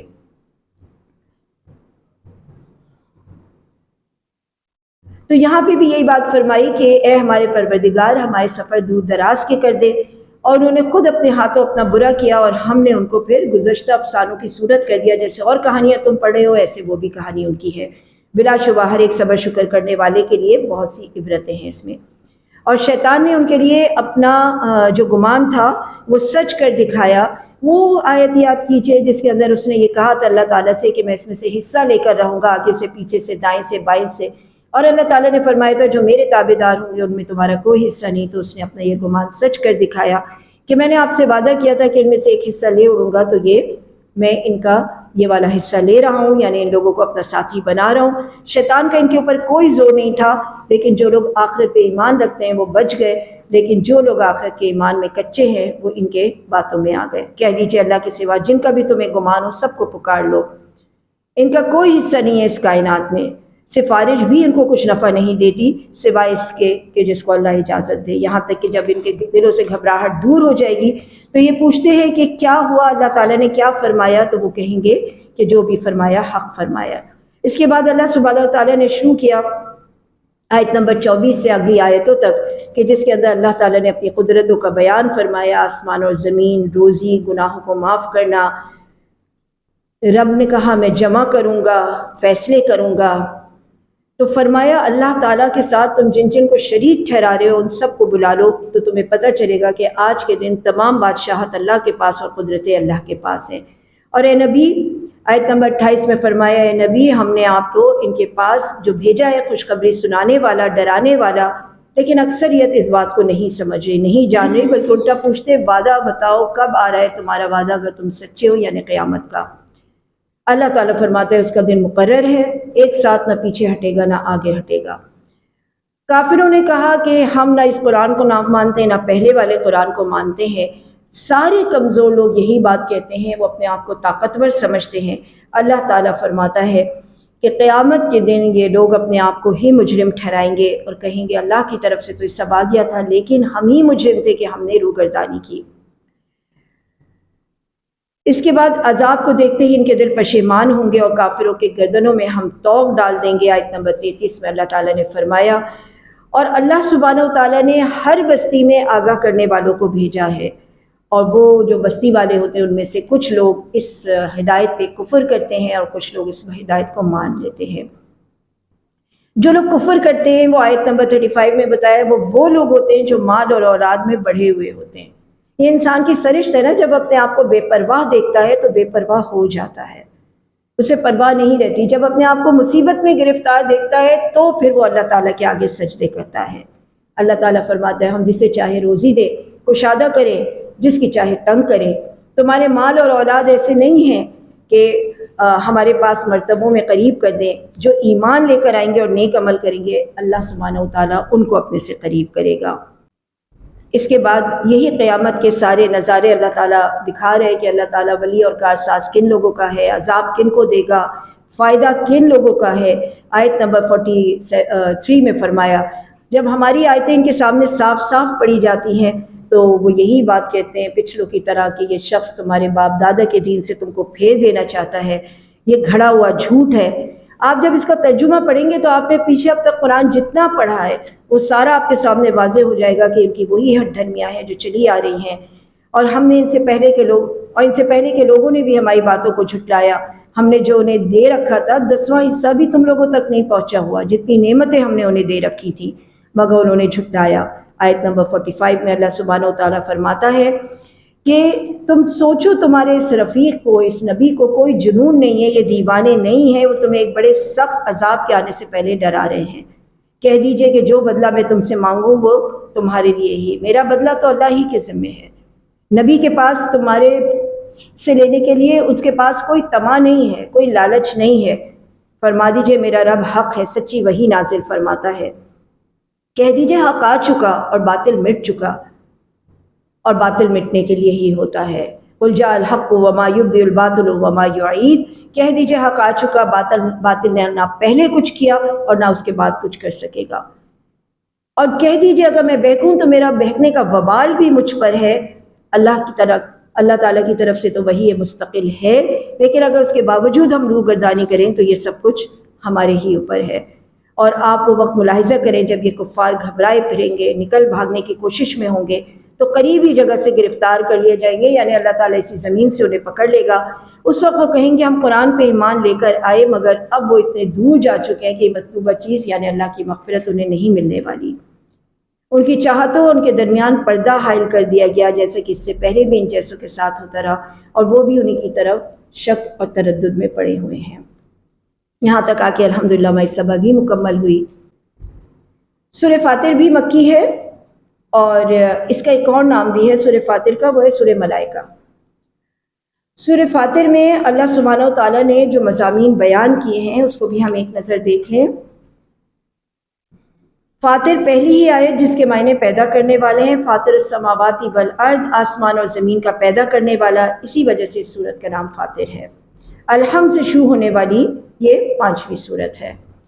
سورہ میں ہے کہ اس سورت میں توحید باری تعالیٰ کی دعوت ہے، اس کے وجود پہ دلائل ہے، شرک کی جو بنیادیں ہیں ان کو توڑا گیا ہے، اور دین حق پہ قائم رہنے کی تاکید ہے۔ سب سے پہلے سورت کے شروع میں ہی خالق کی ہستی کا ذکر موجود ہے، جس نے عالم کو، پورے عالم و مکان کو بنایا ہے، انسانوں کو بنایا، فرشتوں کو، جنات کو پیدا کیا، اور انسانی نظروں کو ان آیات کی طرف متوجہ کیا جو ہمارے چاروں طرف پھیلی ہوئی ہیں۔ اس کے بعد مرنے کے بعد زندگی کے حصی دلائل ہیں۔ حصی دلائل کہتے ہیں ان دلائل کو جن کو آپ محسوس کر سکتے ہیں، دیکھ سکتے ہیں، سن سکتے ہیں، بول سکتے ہیں۔ ہر دیہاتی کی بھی سمجھ میں آ جائے اور ہر پڑھے لکھے کے بھی۔ نمبر 1 مرنے کے بعد زندگی کے دلائل جو دیے ہیں 5 سے 8 میں آیت میں، اللہ بارش سے مردہ زمین کو زندہ کرتا ہے۔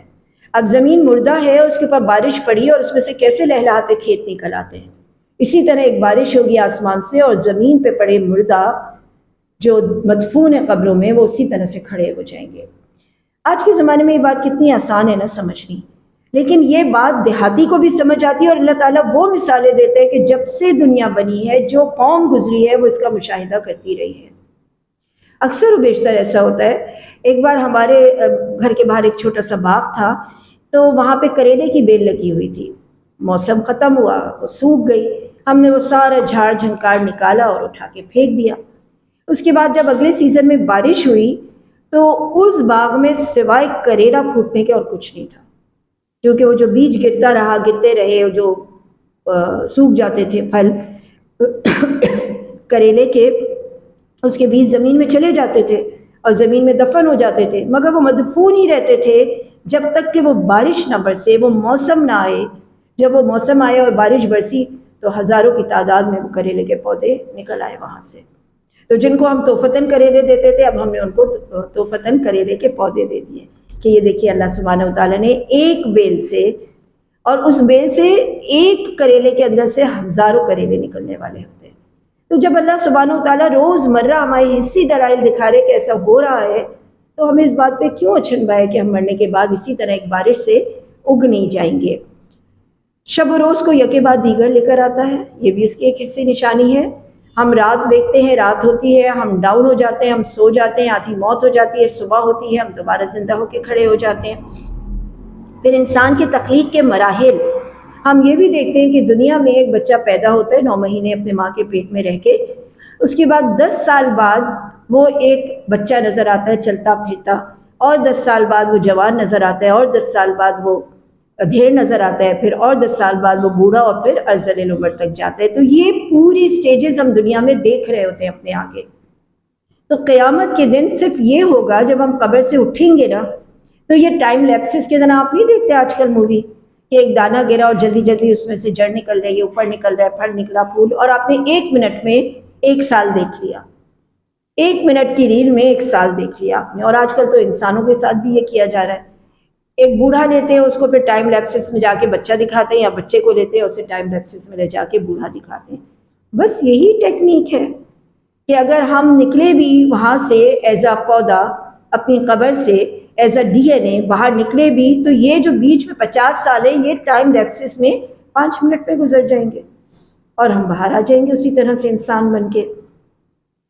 تو یہاں پہ ایمان اور کفر کے درمیان یہ حصی مثالوں سے بتایا گیا ہے کہ کس طرح سے ہدایت، کفر، ضلالت اور ایمان اور ہدایت اللہ تعالیٰ نے علیحدہ علیحدہ کی ہے۔ اور 18 تا 20 میں اللہ تعالیٰ نے فرمایا کہ جیسے بینا اور نابینا برابر نہیں، آنکھوں والے اور اندھے، زندہ اور مردہ، اندھیرے اور اجالے، دھوپ اور چھاؤں، اسی طرح مومن اور کافر بھی برابر نہیں ہے۔ قدرت کی بے شمار نشانیاں اس میں بتائی ہیں، آیت نمبر 9، 12، 13، 14۔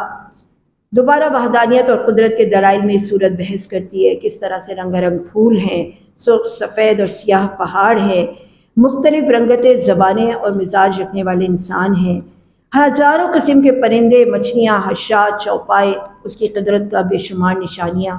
خشیت اور خوف رکھنے والا جو شخص ہوگا وہ ہوگا جو علم رکھتا ہو، گہرائی میں جا کر سوچ سکتا ہو، حقائق پر سے پردے اٹھا سکتا ہو، کیونکہ جس دل میں جتنی زیادہ معرفت ہوگی اتنا زیادہ اس کے دل میں خشوع اور خضوع ہوگا۔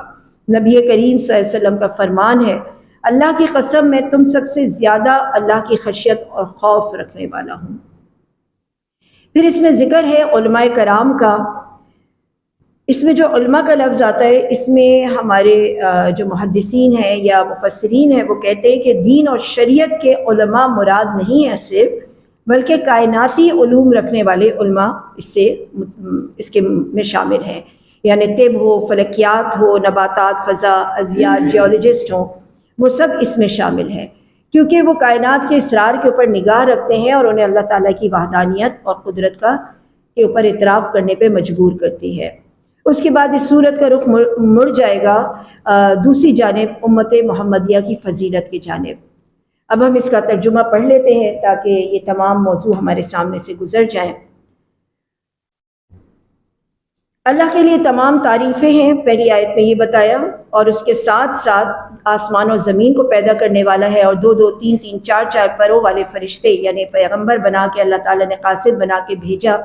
مخلوق میں جس پہ چاہے وہ زیادتی کرتا ہے، اللہ تعالیٰ یقیناً بڑی قدرت والا ہے، یعنی جو چاہے زیادتی کرتا ہے، مطلب جس کو اللہ تعالیٰ زیادہ عطا فرما دے یا جس کو کم عطا فرما دے۔ اللہ تعالیٰ جو رحمت لوگوں کے لیے کھول دے اس کو بند کرنے والا کوئی نہیں، اور جس کو بند کر دے اس کو کھولنے والا کوئی نہیں۔ تم پر جو انعام اللہ تعالیٰ نے فرمائے اسے یاد کرو، اس کے سوا کوئی اور خالق نہیں، آسمان اور زمین سے جو روزی پہنچائے اس کے سوا کوئی معبود نہیں، تم کہاں سے الٹے پھر رہے ہو۔ اے نبی اگر یہ آپ کو جھٹلائیں تو اس سے پہلے بھی یہ اور رسولوں کو جھٹلا چکے، اللہ تعالیٰ کا وعدہ سچا ہے، تمہیں دنیاوی زندگی دھوکے میں نہ ڈالے، اور نہ ہی دھوکے باز شیطان تمہیں غفلت میں ڈالے۔ وہ تمہارا دشمن ہے، اسے دشمن ہی جانو، وہ اپنے گروہ کی طرف اس لیے بلاتا ہے کہ تو سب کو جہنم واصل کر دے۔ جو کافر ہیں ان کے لیے سخت سزا ہے، جو نیک اعمال کرے ان کے لیے بخشش ہے۔ کیا پس وہ شخص جس کے لیے اس کے برے اعمال سجا دیے گئے ہیں اور وہ انہیں اچھا بھی سمجھتا ہے، کیا وہ ہدایت یافتہ شخص جیسا ہو سکتا ہے؟ جو کمپیریزن یہاں پہ ہمیں پڑھا، بینا، نابینا، مردہ اور زندہ۔ اللہ تعالیٰ فرماتا ہے کہ اپنی جان کو ان کے غم میں ہلاک نہ کیجیے، یہ جو کچھ کر رہے ہیں اللہ تعالیٰ خوب واقف ہے۔ اللہ تعالیٰ ہی ہوائیں چلاتا ہے، بادلوں کو اٹھاتا ہے، بادلوں کو خشک زمین کی طرف لے جاتا ہے اور زمین کو اس کی موت کے بعد زندہ کرتا ہے۔ وہی حصی نشانیاں۔ جو عزت حاصل کرنا چاہتا ہے اللہ تعالیٰ کے پاس عزت ہے، تمام تر ستھرے کلمات اسی کی طرف بڑھتے ہیں اور نیک عمل ان کو بلند کرتا ہے۔ جو لوگ برائیوں میں کے داؤ گھات میں لگے ہیں ان کے لیے سخت عذاب ہے۔ اب یہاں جو اللہ سبحانہ و تعالیٰ نے فرمایا تمام ستھرے کلمات اس کی طرف چڑھتے ہیں اور نیک عمل ان کو بلند کرتا ہے۔ فرمایا یہاں پہ الیہ یصعد الکلم الطیب، اسی کی طرف چڑھتے ہیں پاک کلمات، والعمل الصالح یرفعہ۔ ہم زبان سے کہتے ہیں سبحان اللہ، یہ اوپر کی جانب چڑھتا ہے، لیکن اس کے اوپر جو ہمارے ایکشن ہوتے ہیں نا وہ اسے آسمان تک پہنچاتے ہیں، ورنہ وہ آدھے راستے میں رہ جاتا ہے۔ ہم جب کہتے ہیں استغفر اللہ تو یہ کلمہ اوپر کی جانب جاتا ہے، لیکن اگر ہم حقیقی معنوں میں توبہ نہیں کر رہے ہوتے اپنے عمل سے تو یہ اوپر تک پہنچنے سے پہلے رک جاتا ہے۔ گویا اچھے کلمات ایک سیڑھی کی طرح سے ہیں، لیکن اس کے اوپر چڑھتے اعمال ہیں جو آپ کو اوپر تک لے کر جاتے ہیں۔ اس کلمے کو جو آپ مانگ رہے ہیں اللہ تعالیٰ سے، اس کے ساتھ جب عمل کا دائیہ شامل ہوتا ہے تو وہ لفظ اوپر تک پہنچتا ہے۔ آپ سمجھ رہے ہیں اس فلسفے کو؟ کہ جیسے آپ آ کے مجھ سے یہ کہیں کہ ہمیں آپ سے بہت محبت ہے، یہ تو ہو گئی کلمہ۔ اب آپ کا عمل مجھے دیکھنا ہے کہ یہ محبت والا ہے یا میری جڑیں کاٹنے والا ہے یا مجھے ناراض کرنے والا ہے، تب میں آپ کی اس بات کو قبول کروں گی۔ آپ کے اس جملے سے مجھے خوشی ہوگی اور آپ کے اس جملے پہ میں آپ کو انعامات دے دوں گی، محبت دوں گی، تعریف کروں گی یا کوئی انعام دے دوں گی۔ لیکن اگر میں یہ دیکھوں کہ عمل اس کے مطابق نہیں ہے تو مجھے آپ کے کلمے کی، آپ کی اس بات کی ذرا برابر پرواہ نہیں ہے۔ اللہ تعالیٰ نے تمہیں مٹی سے، پھر نطفے سے، پھر تمہارے جوڑے جوڑے بنا کے پیدا کیا، پھر اس کے بعد جو بچہ پیدا ہوا اس کا علم بڑی عمر والا ہے، عمر دیا جائے، گھٹا کے دیا جائے، یہ تمام حصی دلائل جو یہاں ہم پڑھ چکے۔ اور برابر نہیں دو دریا میٹھا ہے اور پیاس بجھاتا ہے، پینے کے لیے خوشگوار ہے، دوسرا کھاری ہے۔ اپوزٹ مستقل اللہ تعالیٰ بتا رہے کہ یہ دونوں چیزیں برابر نہیں ہیں۔ رات اور دن کی بات بتائی کہ یہ برابر نہیں ہے۔ فرمایا کہ جنہیں تم اس کے سوا پکار رہے ہو وہ تو کھجور کی گٹلی کے چھلکے کے بھی مالک نہیں ہے۔ قطمیر کا لفظ آتا ہے قطمیر کا، کہ قطمیر جو ہے وہ کھجور ہم کھاتے ہیں تو ایک چھلکا سا نکلتا ہے، اس کے بارے میں بتایا تم پکارو تو پکار سنتے نہیں، سن لیں تو تمہاری مدد کو آ نہیں سکتے، قیامت کے دن تمہارے شرک کا صاف انکار کریں گے۔ آپ کا کوئی بھی حق اللہ تعالیٰ جیسا خبردار خبریں نہ دے گا، یعنی اللہ تعالیٰ کے سوا حق تعالیٰ جیسا خبردار کرنے والا اور کوئی نہیں۔ اللہ کے محتاج ہو، اللہ بے نیاز ہے، ہم سب واقعی اللہ کے محتاج ہیں، بنیادی ضرورتوں کے لیے بھی۔ دماغ میں ذرا سا خلل آ جائے ہمارے تو آپ دیکھتے ہیں نا انسانوں کو کیسے ہو جاتے ہیں، جیسے کھلونا ہو اور اس کھلونے کی بیٹری نکال لی جائے، وہ ایک کونے میں پڑا ہوتا ہے، تو ذرا سا خلل واقع ہو جائے تو ہم انسان نہیں رہتے۔ اسی طرح ہماری آنکھوں میں ذرا سا خلل ہو جائے، ہمارے ہاضمے میں ذرا سا خلل ہو جائے، جو کھا لیا ہے اس کو نکالنے میں خلل ہو جائے یا ایسے نکلنے لگے کہ آپ کا کنٹرول نہ رہے اس کے اوپر، کیسی محتاجگی فیل ہوتی ہے، کیسی چیز فیل ہوتی ہے استغفر اللہ کہ ہمارا تو اس بات پہ بھی بس نہیں ہم اپنے پیٹ کو ٹھیک کر دیں، کتنی دوائیاں کھانے نہیں ہوتا جب تک اللہ کا حکم نہ ہو۔ ہمارا تو اس بات کے اوپر بھی بس نہیں ہے کہ ہمیں جو بیماری لاحق ہو گئی ہے وہ ایک دن یکایک ختم ہو جائے، محتاجگی آ گئی ہے وہ یکایک ختم ہو جائے، تو ہم خود کو غنی اور بے پرواہ سمجھ رہے ہیں آج کے دن، جبکہ ہمیں بہت ساری چیزوں پہ دسترس حاصل ہے۔ جس دن کوئی دسترس نہ ہوگی، قبر میں بیٹھے ہوں گے، پڑے ہوں گے، اس کو سوائے اللہ سبحانہ وتعالیٰ کے کس کا فضل ہمیں چاہیے ہوگا؟ تو اللہ کے محتاج اور اللہ بے نیاز اور خوبیوں والا ہے، وہ چاہے تو تمہیں فنا کرے اور نئی مخلوق کو لے کر آ جائے۔ کوئی بھی بوجھ اٹھانے والا کسی کا بوجھ نہ اٹھائے گا، اپنا بوجھ خود اتنا بھاری ہوگا اس روز کہ وہی ہم چاہیں گے کسی اور کے اوپر پڑ جائے، نہ کہ ہم کسی اور کا بوجھ اٹھائیں۔ فرمایا اندھا اور آنکھوں والا برابر نہیں، تاریکی اور روشنی، دھوپ اور چھاؤں، زندہ اور مردہ کوئی برابر نہیں۔ آپ صرف ڈرانے والے ہیں، خوشخبری سنانے والے ہیں۔ اگر یہ لوگ آپ کو جھٹلا دے تو اس سے پہلے بھی وہ بہت سارے لوگوں کو جھٹلا چکے، پیغمبروں کو، اور پھر ہم نے کافروں کو پکڑ لیا۔ دیکھو میرا عذاب کیسا ہے، کہ آپ نے اس بات پہ نظر نہیں کی کہ اللہ تعالیٰ آسمان سے پانی اتارتا ہے، اس کے ذریعے مختلف رنگوں کے پھل نکالتا ہے، پہاڑ بھی مختلف رنگ کے ہیں۔ جب آپ جاتے ہیں آپ دیکھتے ہیں کہ آپ کے سفر میں اچانک ایک کالے پہاڑ آتے ہیں، پھر گلابی پہاڑ آتے ہیں، سرخ آتے ہیں، مختلف رنگتوں والے ہرے آتے ہیں، خاکی آتے ہیں۔ ہرے پہاڑ بھی آپ نے دیکھے ہوں گے کہ جس سے یہاں سے کوئٹہ گرین جہاں سے نکلتا ہے وہ ہرے رنگ کا ہوتا ہے، پشاور پنک ہے پتھر، وہ گلابی رنگ کا ہوتا ہے۔ جانوروں اور چوپایوں میں بھی بعض ایسے ہیں کہ ان کی رنگتیں مختلف ہیں، مگر صرف علم والے لوگ اللہ سے ڈرتے ہیں۔ یہاں علم سے مراد آفاقی علم ہے، پورا کائنات کا علم ہے، جو میں نے آپ کو بتا دیا کہ جن کے پاس یہ علوم زیادہ ہوتے ہیں، جیولوجسٹ ہی جان سکتا ہے زمین کے رازوں کو کہ کس بہتر طریقے سے اللہ سبحانہ وتعالیٰ نے یہ بچھائی ہے۔ جو کتاب اللہ کی تلاوت کرتے ہیں، نماز پڑھتے ہیں پابندی کے ساتھ، اور اعلانیہ اور پوشیدہ خرچ کرتے ہیں، تو وہ ایسی تجارت کے اللہ سے امیدوار بنے ہوئے ہیں جس میں اللہ انہیں گھاٹا نہیں دے گا، ان کی پوری اجرتیں ان کو دے گا۔ یہ کتاب جو ہم نے آپ کے پاس وحی کے طور پہ بھیجی ہے بالکل ٹھیک ہے، اور یہ اپنی پہلی کتابوں کی تصدیق کرتی ہے۔ اللہ تعالیٰ اپنے بندے کی خبر رکھنے والا ہے۔ پھر ہم نے ان لوگوں کو اس کتاب کا وارث بنایا جن کو ہم نے اپنے بندوں میں سے پسند فرمایا۔ پھر بعضے تو ان میں سے اپنی جانوں پہ ظلم کرنے والے، یعنی انہی قوم کے اندر سے کچھ ایسے لوگ اٹھے جنہوں نے اس کتاب کو بھلا دیا، اور کچھ ایسے ہیں کہ جو نیکیوں میں ترقی کرتے ہیں۔ تو یہ داخل ہوں گے ان باغات میں جو ہمیشگی کی ہیں، جہاں وہ سونے کے کنگر اور موتی پہنائے جائیں گے۔ اللہم اجعلنا منہم، اللہ تعالیٰ ہمیں ان لوگوں میں سے فرما لیجئے۔ پوشاک ان کی وہاں ریشم کی ہوگی، اور وہ کہیں گے قالوا الحمدللہ الذی، اے اللہ تمام تعریفیں آپ کے لیے ہیں، اذھب عنا الحزن، آپ نے ہم سے حزن، غم، پریشانی دور کر دی۔ ان ربنا لغفور شکور، ہمارا پروردگار بڑا بخشنے والا اور قدردان ہے۔ وہاں ہمیشگی ہوگی، اور جو لوگ کافر ہیں ان کے لیے دوزخ، اور وہاں کی ہمیشگی ہوگی۔ اللہ جاننے والا ہے پوشیدہ کا اور چھپے کا اور ظاہر کا۔ اللہ سبحانہ وتعالیٰ آیت نمبر 39 میں فرماتا ہے وہی ایسا ہے جس نے تمہیں زمین میں آباد کیا، اور جو شخص کفر کرے گا اس کے کفر کا وبال اسی پہ، اسی دنیا میں وہ نحوست زدہ ہو جاتا ہے۔ اور اللہ تعالیٰ فرماتا ہے کہ تم اپنے جو شریک و کار ہیں ان کا حال بتاؤ جن کو تم اللہ کے سوا خوش کرنا چاہتے ہو، ان کے پاس کوئی کتاب، کوئی دلیل ہے تو بتاؤ۔ یہ نرے دھوکے ہیں جن کا یہ شیطان تم سے وعدہ کر رہا ہے۔ اللہ تعالیٰ آسمان و زمین کو تھامے ہوئے، اگر اللہ تعالیٰ چاہے تو یہ جو اس نے تھام کے رکھا ہے یہ ہٹا دے، اور یہ تمام کے تمام آپس میں گڑ مٹ جائے۔ آیت نمبر 42 میں فرمایا ان کفار نے بڑی زوردار قسمیں کھائی ہیں کہ اگر ان کے پاس کوئی ڈرانے والا آئے گا تو یہ ہدایت قبول کریں گے، پھر جب ان کے پاس پیغمبر آ گیا تو انہوں نے منہ موڑ لیا، ان کی نفرت میں اضافہ ہو گیا۔ دنیا میں اپنے آپ کو بڑا سمجھنے کی وجہ کیا ہے؟ ان کی بری تدبیریں، ان کی پلاننگ، اور ان کی پلاننگ کا وبال ان کے اوپر ہی پڑتا ہے۔ تو کیا یہ اس دستور کے منتظر ہیں کہ اگلوں کے ساتھ جو کچھ ہوتا رہا وہی ہم ان کے ساتھ کر دیں؟ کیا یہ زمین میں چلے پھرے نہیں ہیں کہ جو دیکھتے کہ ان سے پہلے جھٹلانے والوں نے کیا کام کیا اور ان کا کیا انجام ہوا؟ وہ قوت میں بھی ان سے بڑھے ہوئے تھے، اور ٹیکنالوجی کہہ لیجیے اس میں بھی بڑھے ہوئے تھے، جیسے کہ ابھی ذکر آیا پیچھے کی قوموں کا، حضرت سلیمان اور داؤد کا، کہ ان کے پاس بھی یہ ٹیکنالوجی تھی اور قوم سبا کے پاس بھی تھی۔ ایک کا انجام اچھا، ایک کا انجام برا کیوں ہوا؟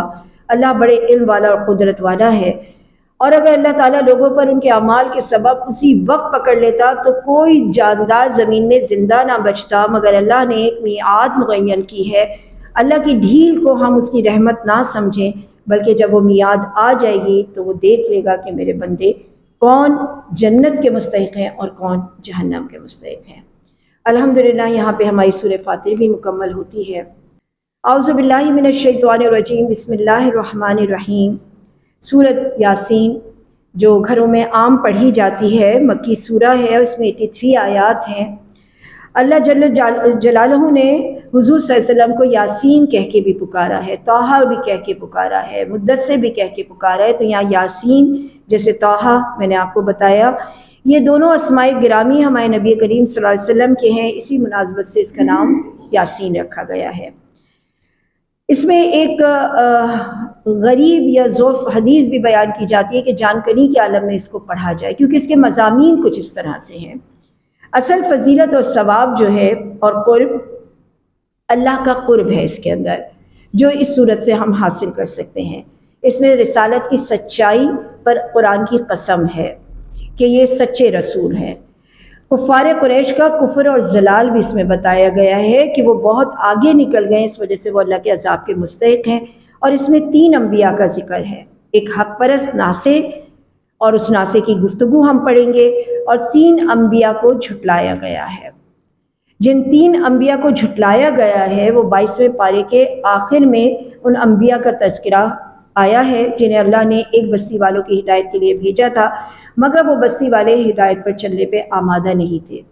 وہ کون 3 تھے؟ ایک حبیب النجار، ان کو پھر انہوں نے یہ کیا، اس کے بعد دوسرے اور پھر تیسرے۔ حبیب النجار کا کیا تھا کہ یہ تینوں انبیاء، اچھا باقی دوسرے اور تیسرے کا نام نہیں آیا، بس یہ آیا کہ ان میں سے ایک نے، ایک جو مومن تھا، اس نے کھڑے ہو کے یہ بات کہی۔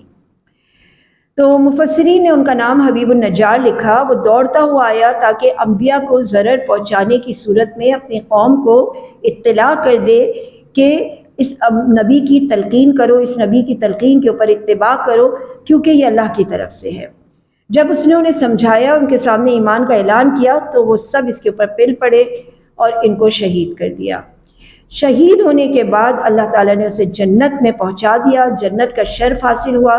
اس نے اپنی آنکھوں سے ان نعمتوں کا مشاہدہ کیا جو اللہ تعالیٰ نے اہل ایمان کے لیے تیار کی تھی، تو بے ساختہ اس کی زبان سے نکلا، کاش میری قوم جان لیتی۔ میرے رب نے میری تو مغفرت کر دی ہے اور مجھے اہل کرامتوں اور سعادت ٹھہرائے، یعنی مجھے نہ صرف مغفرت فرما دی بلکہ مجھے بہت سعادت اور کرامت بھی دی ہیں۔ اور اس کے اس ڈائلاگ کو اللہ سبحانہ و تعالیٰ نے قرآن کریم کی زینت بنایا اور ہمارے سامنے رکھا۔ حضرت ابن عباس فرماتے ہیں وہ مومن شخص زندگی میں بھی اپنی قوم کا خیر خواہ تھا اور مرنے کے بعد بھی تھا کہ اس کی وصیت اللہ تعالیٰ نے قرآن میں درج کر دی۔ اللہ کا بندوں پر افسوس، یہاں پہ اس کا بھی ذکر ہے۔ اللہ تعالیٰ بندوں پہ افسوس کرتے ہوئے فرماتا ہے ان کے پاس جو بھی رسول آتا ہے وہ اس کا مذاق اڑاتے ہیں۔ اس کے علاوہ سورہ یاسین میں جو اہم مضامین ہیں وہ دلائل ہے توحید کے، قدرت کے، قرآن میں بار بار آتے ہیں۔ ان میں 3 قسم کے دلائل یہاں پہ بیان کیے گئے ہیں۔ مردہ زمین جسے بارش زندہ کرتی ہے، لیل و نہار اور شمس و قمر، کشتیاں اور جہاز جو سمندر میں چلتے ہیں۔ ان دلائل کے ضمن میں سورہ یاسین ایک حقیقت کا اعلان کرتی ہے کہ یہ حقیقت جو اس زمانے میں بھی اہل علم ناواقف تھے، بڑے بڑے اہل علم۔ آیت نمبر 36 میں اللہ تعالیٰ نے فرمایا اللہ پاک ہے جس نے زمین کی نباتات اور خود ان کے اور جن چیزوں کی ان کو خبر نہیں سب کے جوڑے بنائے ہیں۔ یہ خاص آیت ہے سورہ یاسین کی آیت نمبر 36، جس میں اللہ سبحانہ و تعالیٰ نے فرمایا ان لوگوں کو علم نہیں ہے مگر اللہ تعالیٰ نے ہر ایک کو زوجیت میں بنایا ہے۔ اس آیت کا قدیم زمانے میں لوگوں کا خیال یہ تھا کہ جوڑے صرف انسان اور حیوانات کے ہوتے ہیں، لیکن اللہ تعالیٰ نے فرمایا ہر چیز کے جوڑے۔ اور آج ہم تحقیق کے ذریعے اس بات پہ پہنچے ہیں، جدید تحقیق کے ذریعے، کہ موجودہ دور میں مغز ماری کی لوگوں نے اور طویل تحقیق کی تو انہیں پتہ چلا نباتات میں بھی جوڑے ہیں، جمادات میں بھی جوڑے ہیں، پوری کائنات میں جوڑے ہیں۔ ہر چیز اپنے 2 چیزوں کے ساتھ مل کے بن رہی ہے۔ آپ سبزی اگانا چاہتے ہیں تو آپ کو ایک نر چاہیے پودا اور ایک مادہ چاہیے۔ پپیتا آپ اگاتے ہیں تو آپ دیکھتے ہیں کہ دونوں کو قریب قریب لگاتے ہیں، ایک میں سے پھول کھلتے ہیں، زردانے اڑتے ہیں اور دوسری جگہ پھل لگتے ہیں۔ جانوروں میں تو جوڑے ہوتے ہی ہیں۔ اس کے علاوہ اس وقت دنیا کی سب سے بڑی ٹیکنالوجی ایٹم بم دیکھ لیجئے، اس کے اندر بھی الیکٹران، پروٹون، نیوٹرون یہ جوڑوں کی شکل میں ہے۔ آپ الیکٹریسٹی دیکھ لیجئے، ایک نیگیٹو تار ہوتی ہے، ایک پازیٹیو تار ہوتی ہے، بیچ میں ارتھ ہوتا ہے۔ جب وہ دونوں کو آپ ملاتے ہیں، جب چلتا ہے، آپ کی بتی رک جاتی ہے، پنکھا اے سی کام کرنا رک جاتا ہے، آپ کھول کے دیکھتے ہیں تو دیکھتے ہیں ایک تار اس میں سے نکلا ہوا ہے، استری میں سے نکلا ہوا ہے۔ آپ اپنا پلگ نکالیے اور ایک تار نکال دیجئے، لال اور ہرا ہوتا ہے، ایک نکال دیجئے تو وہ نہیں چلے گا۔ تو یہ جوڑے کی شکل میں یہ تمام چیزیں، تمام دنیا جوڑے کی شکل میں۔ پانی دیکھ لیجئے، ہائیڈروجن اور آکسیجن کا مرکب ہے۔ آپ کوئی بھی کائنات کی چیز اٹھا کے دیکھیں گے وہ ایک ایلیمنٹ سے نہیں بنا ہوا، وہ کم از کم 2 ایلیمنٹ سے بنے، مل کے بنتا ہے۔ سورہ یاسین کے علاوہ سورہ ذاریات میں بھی اس علمی اور سائنسی تحقیق کی نشاندہی برسوں پہلے کر دی گئی تھی، اور اس میں بھی ایک آیت میں بتایا گیا کہ ہر چیز کو ہم نے جوڑا جوڑا بنایا ہے تاکہ تم نصیحت حاصل کرو، علم حاصل کرو۔ اس کے بعد سورہ یاسین میں قیامت کی ہولناکیوں اور سور پھونکے جانے کا تذکرہ ہے کہ جس وقت پہلی بار سور پھونکا جائے گا، لوگ اپنے معمولات کی ادائیگی اور خرید و فروخت میں مشغول ہوں گے۔ یہ سور سن کر ان پہ خوف اور گھبراہٹ طاری ہو جائے گی، اسے نفخۃ الفزع کہتے ہیں، گھبراہٹ والی آواز۔ دوسری بار جب سور پھونکا جائے گا تو ان کو موت آ جائے گی، اور تیسری بار پھونکا جائے گا تو یہ قبروں سے جی اٹھیں گے اور حقیقی مالک حقیقی کے آگے پیش ہو جائیں گے۔ اس روز میں مومنین اور متقی الگ الگ ہو جائیں گے، کسی پر کوئی ظلم نہیں ہوگا، گروہ کی شکل میں الگ الگ ہو جائیں گے۔ دیوار کے پیچھے ایک گروہ ہوگا اور دیوار کی اس طرف دوسرا گروہ ہوگا۔ تو جبکہ مجرم اور صالحین دنیا میں مل جل کر رہتے ہیں، مگر اس روز وہ جوڑے جوڑے الگ ہو جائیں گے، یعنی ایک گروہ الگ ہو جائے گا اور دوسرا گروہ الگ ہو جائے گا، اور پھر اس کے بعد اعضاء ان کے خلاف گواہی دیں گے۔ آیت نمبر 49 سے 66 میں یہی بیان ہے کہ ان کی زبانیں اپنے فنکشن سے روک دی جائیں گی اور ان کے اعضاء گواہی دیں گے۔ آنکھ اپنی باتیں بتائے گی، اپنی کہانیاں سنائے گی، زبان اپنی، ہاتھ پاؤں اپنے، دل اپنا، ہر کوئی اپنی اپنی باتیں کہے گا، اور یوں قیامت کے دن ہم خود اپنے ہی اوپر گواہ بن جائیں گے۔ اس کے بعد اس میں کن فیکون بھی آتا ہے، کیونکہ زیادہ تر اس میں بحث بعد الموت کی ہے۔ اس حوالے سے اس کا اختتام بھی اسی طرح ہے، کیا وہ ذات جس نے آسمان اور زمین کو پیدا کیا وہ اس بات پر قادر نہیں ہے کہ ان جیسے پیدا کر دے؟ کیوں نہیں، وہی ہے جو خوب پیدا کرنے والا اور علم رکھنے والا ہے۔ اس کی شان یہ ہے جب کسی چیز کا ارادہ کرتا ہے تو فقط کہتا ہے کن، ہو جا، اور وہ ہو جاتی ہے۔ اب ہم تھوڑا سا اس کا ترجمہ بس تیزی سے دیکھ لیتے ہیں۔ اس کے اصل معنی اور مطالب تو ہم نے سمجھ لیے۔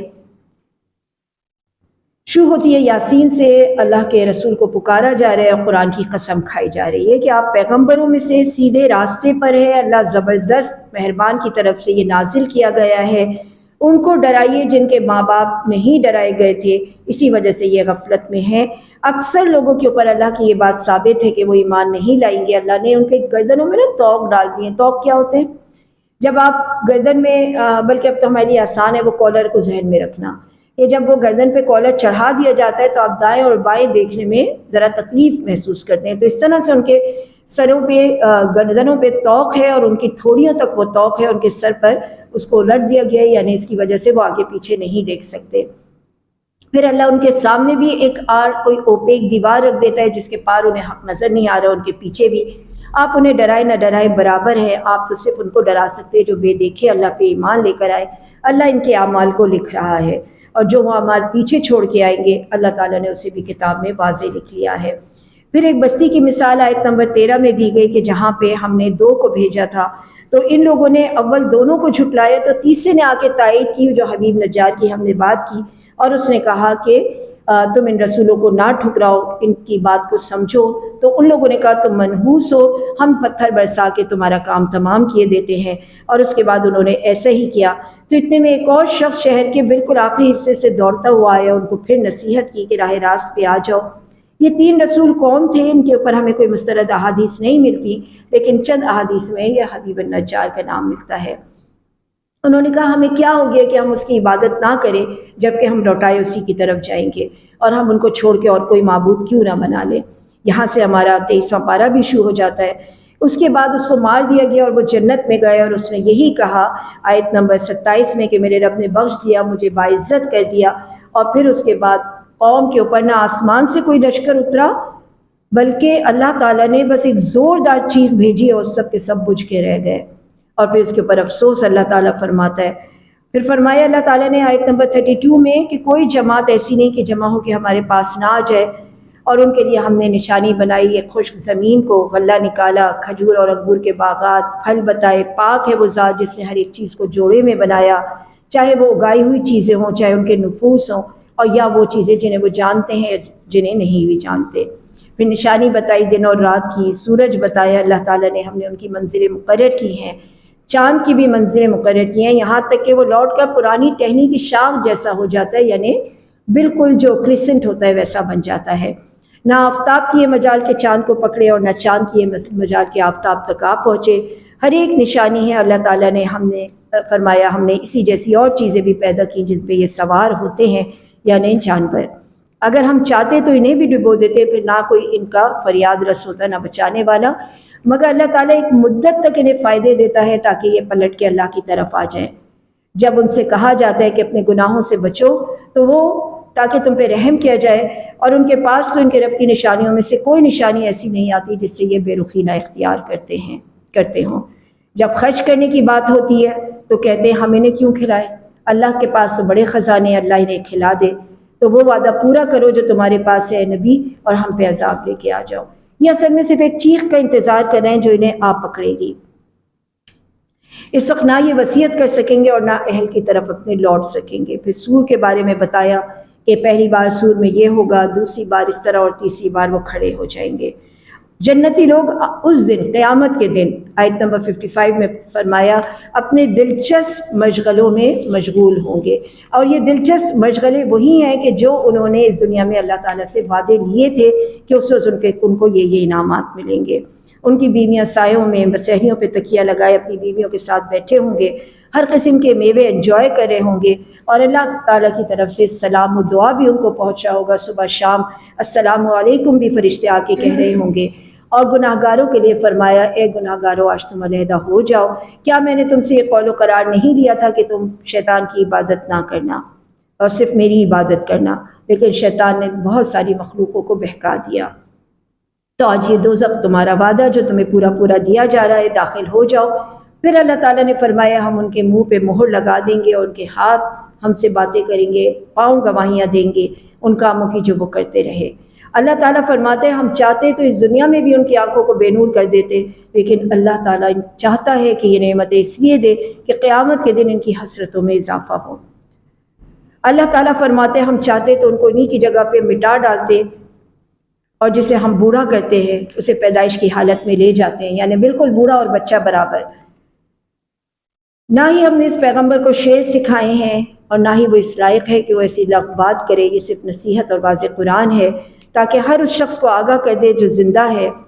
کیا وہ نہیں دیکھتے ہم نے اپنے ہاتھوں بنائی ہوئی چیزوں سے ان کے لیے چوپائے بھی پیدا کیے ہیں جس کے وہ مالک ہو گئے، مویشیوں کو ان کا تابع کیا ہے، اور بھی بہت سارے فائدے ہیں جو اس مویشی سے اٹھاتے ہیں، مگر ساتھ ساتھ وہ اللہ کے ساتھ اور شریک بھی بنا لیتے ہیں۔ اللہ کی طاقتوں کا بیان ہے، پوشیدہ اور اعلانیہ وہ جانتا ہے۔ زندہ کرے گا مردوں کو، اس کا بھی یہاں بیان ہے، جیسے کہ اول مرتبہ پیدا کیا تھا، وہی جس نے تمہارے لیے سبز باغ اگائے ہیں اور جس میں تم آگ سلگاتے ہو، جس نے آسمان و زمین کو پیدا کیا، اور وہ ان جیسوں کو اور بھی پیدا کرنے کے اوپر بالکل غالب ہے۔ اور فرمایا کہ جس وقت وہ ارادہ کرتا ہے کسی بھی چیز کا، وہ بس کن کہتا ہے، وہ ہو جاتی ہے۔ اللہ کے ہاتھ میں ہر چیز کی بادشاہت ہے، اور تم اسی کی طرف لوٹائے جاؤ گے۔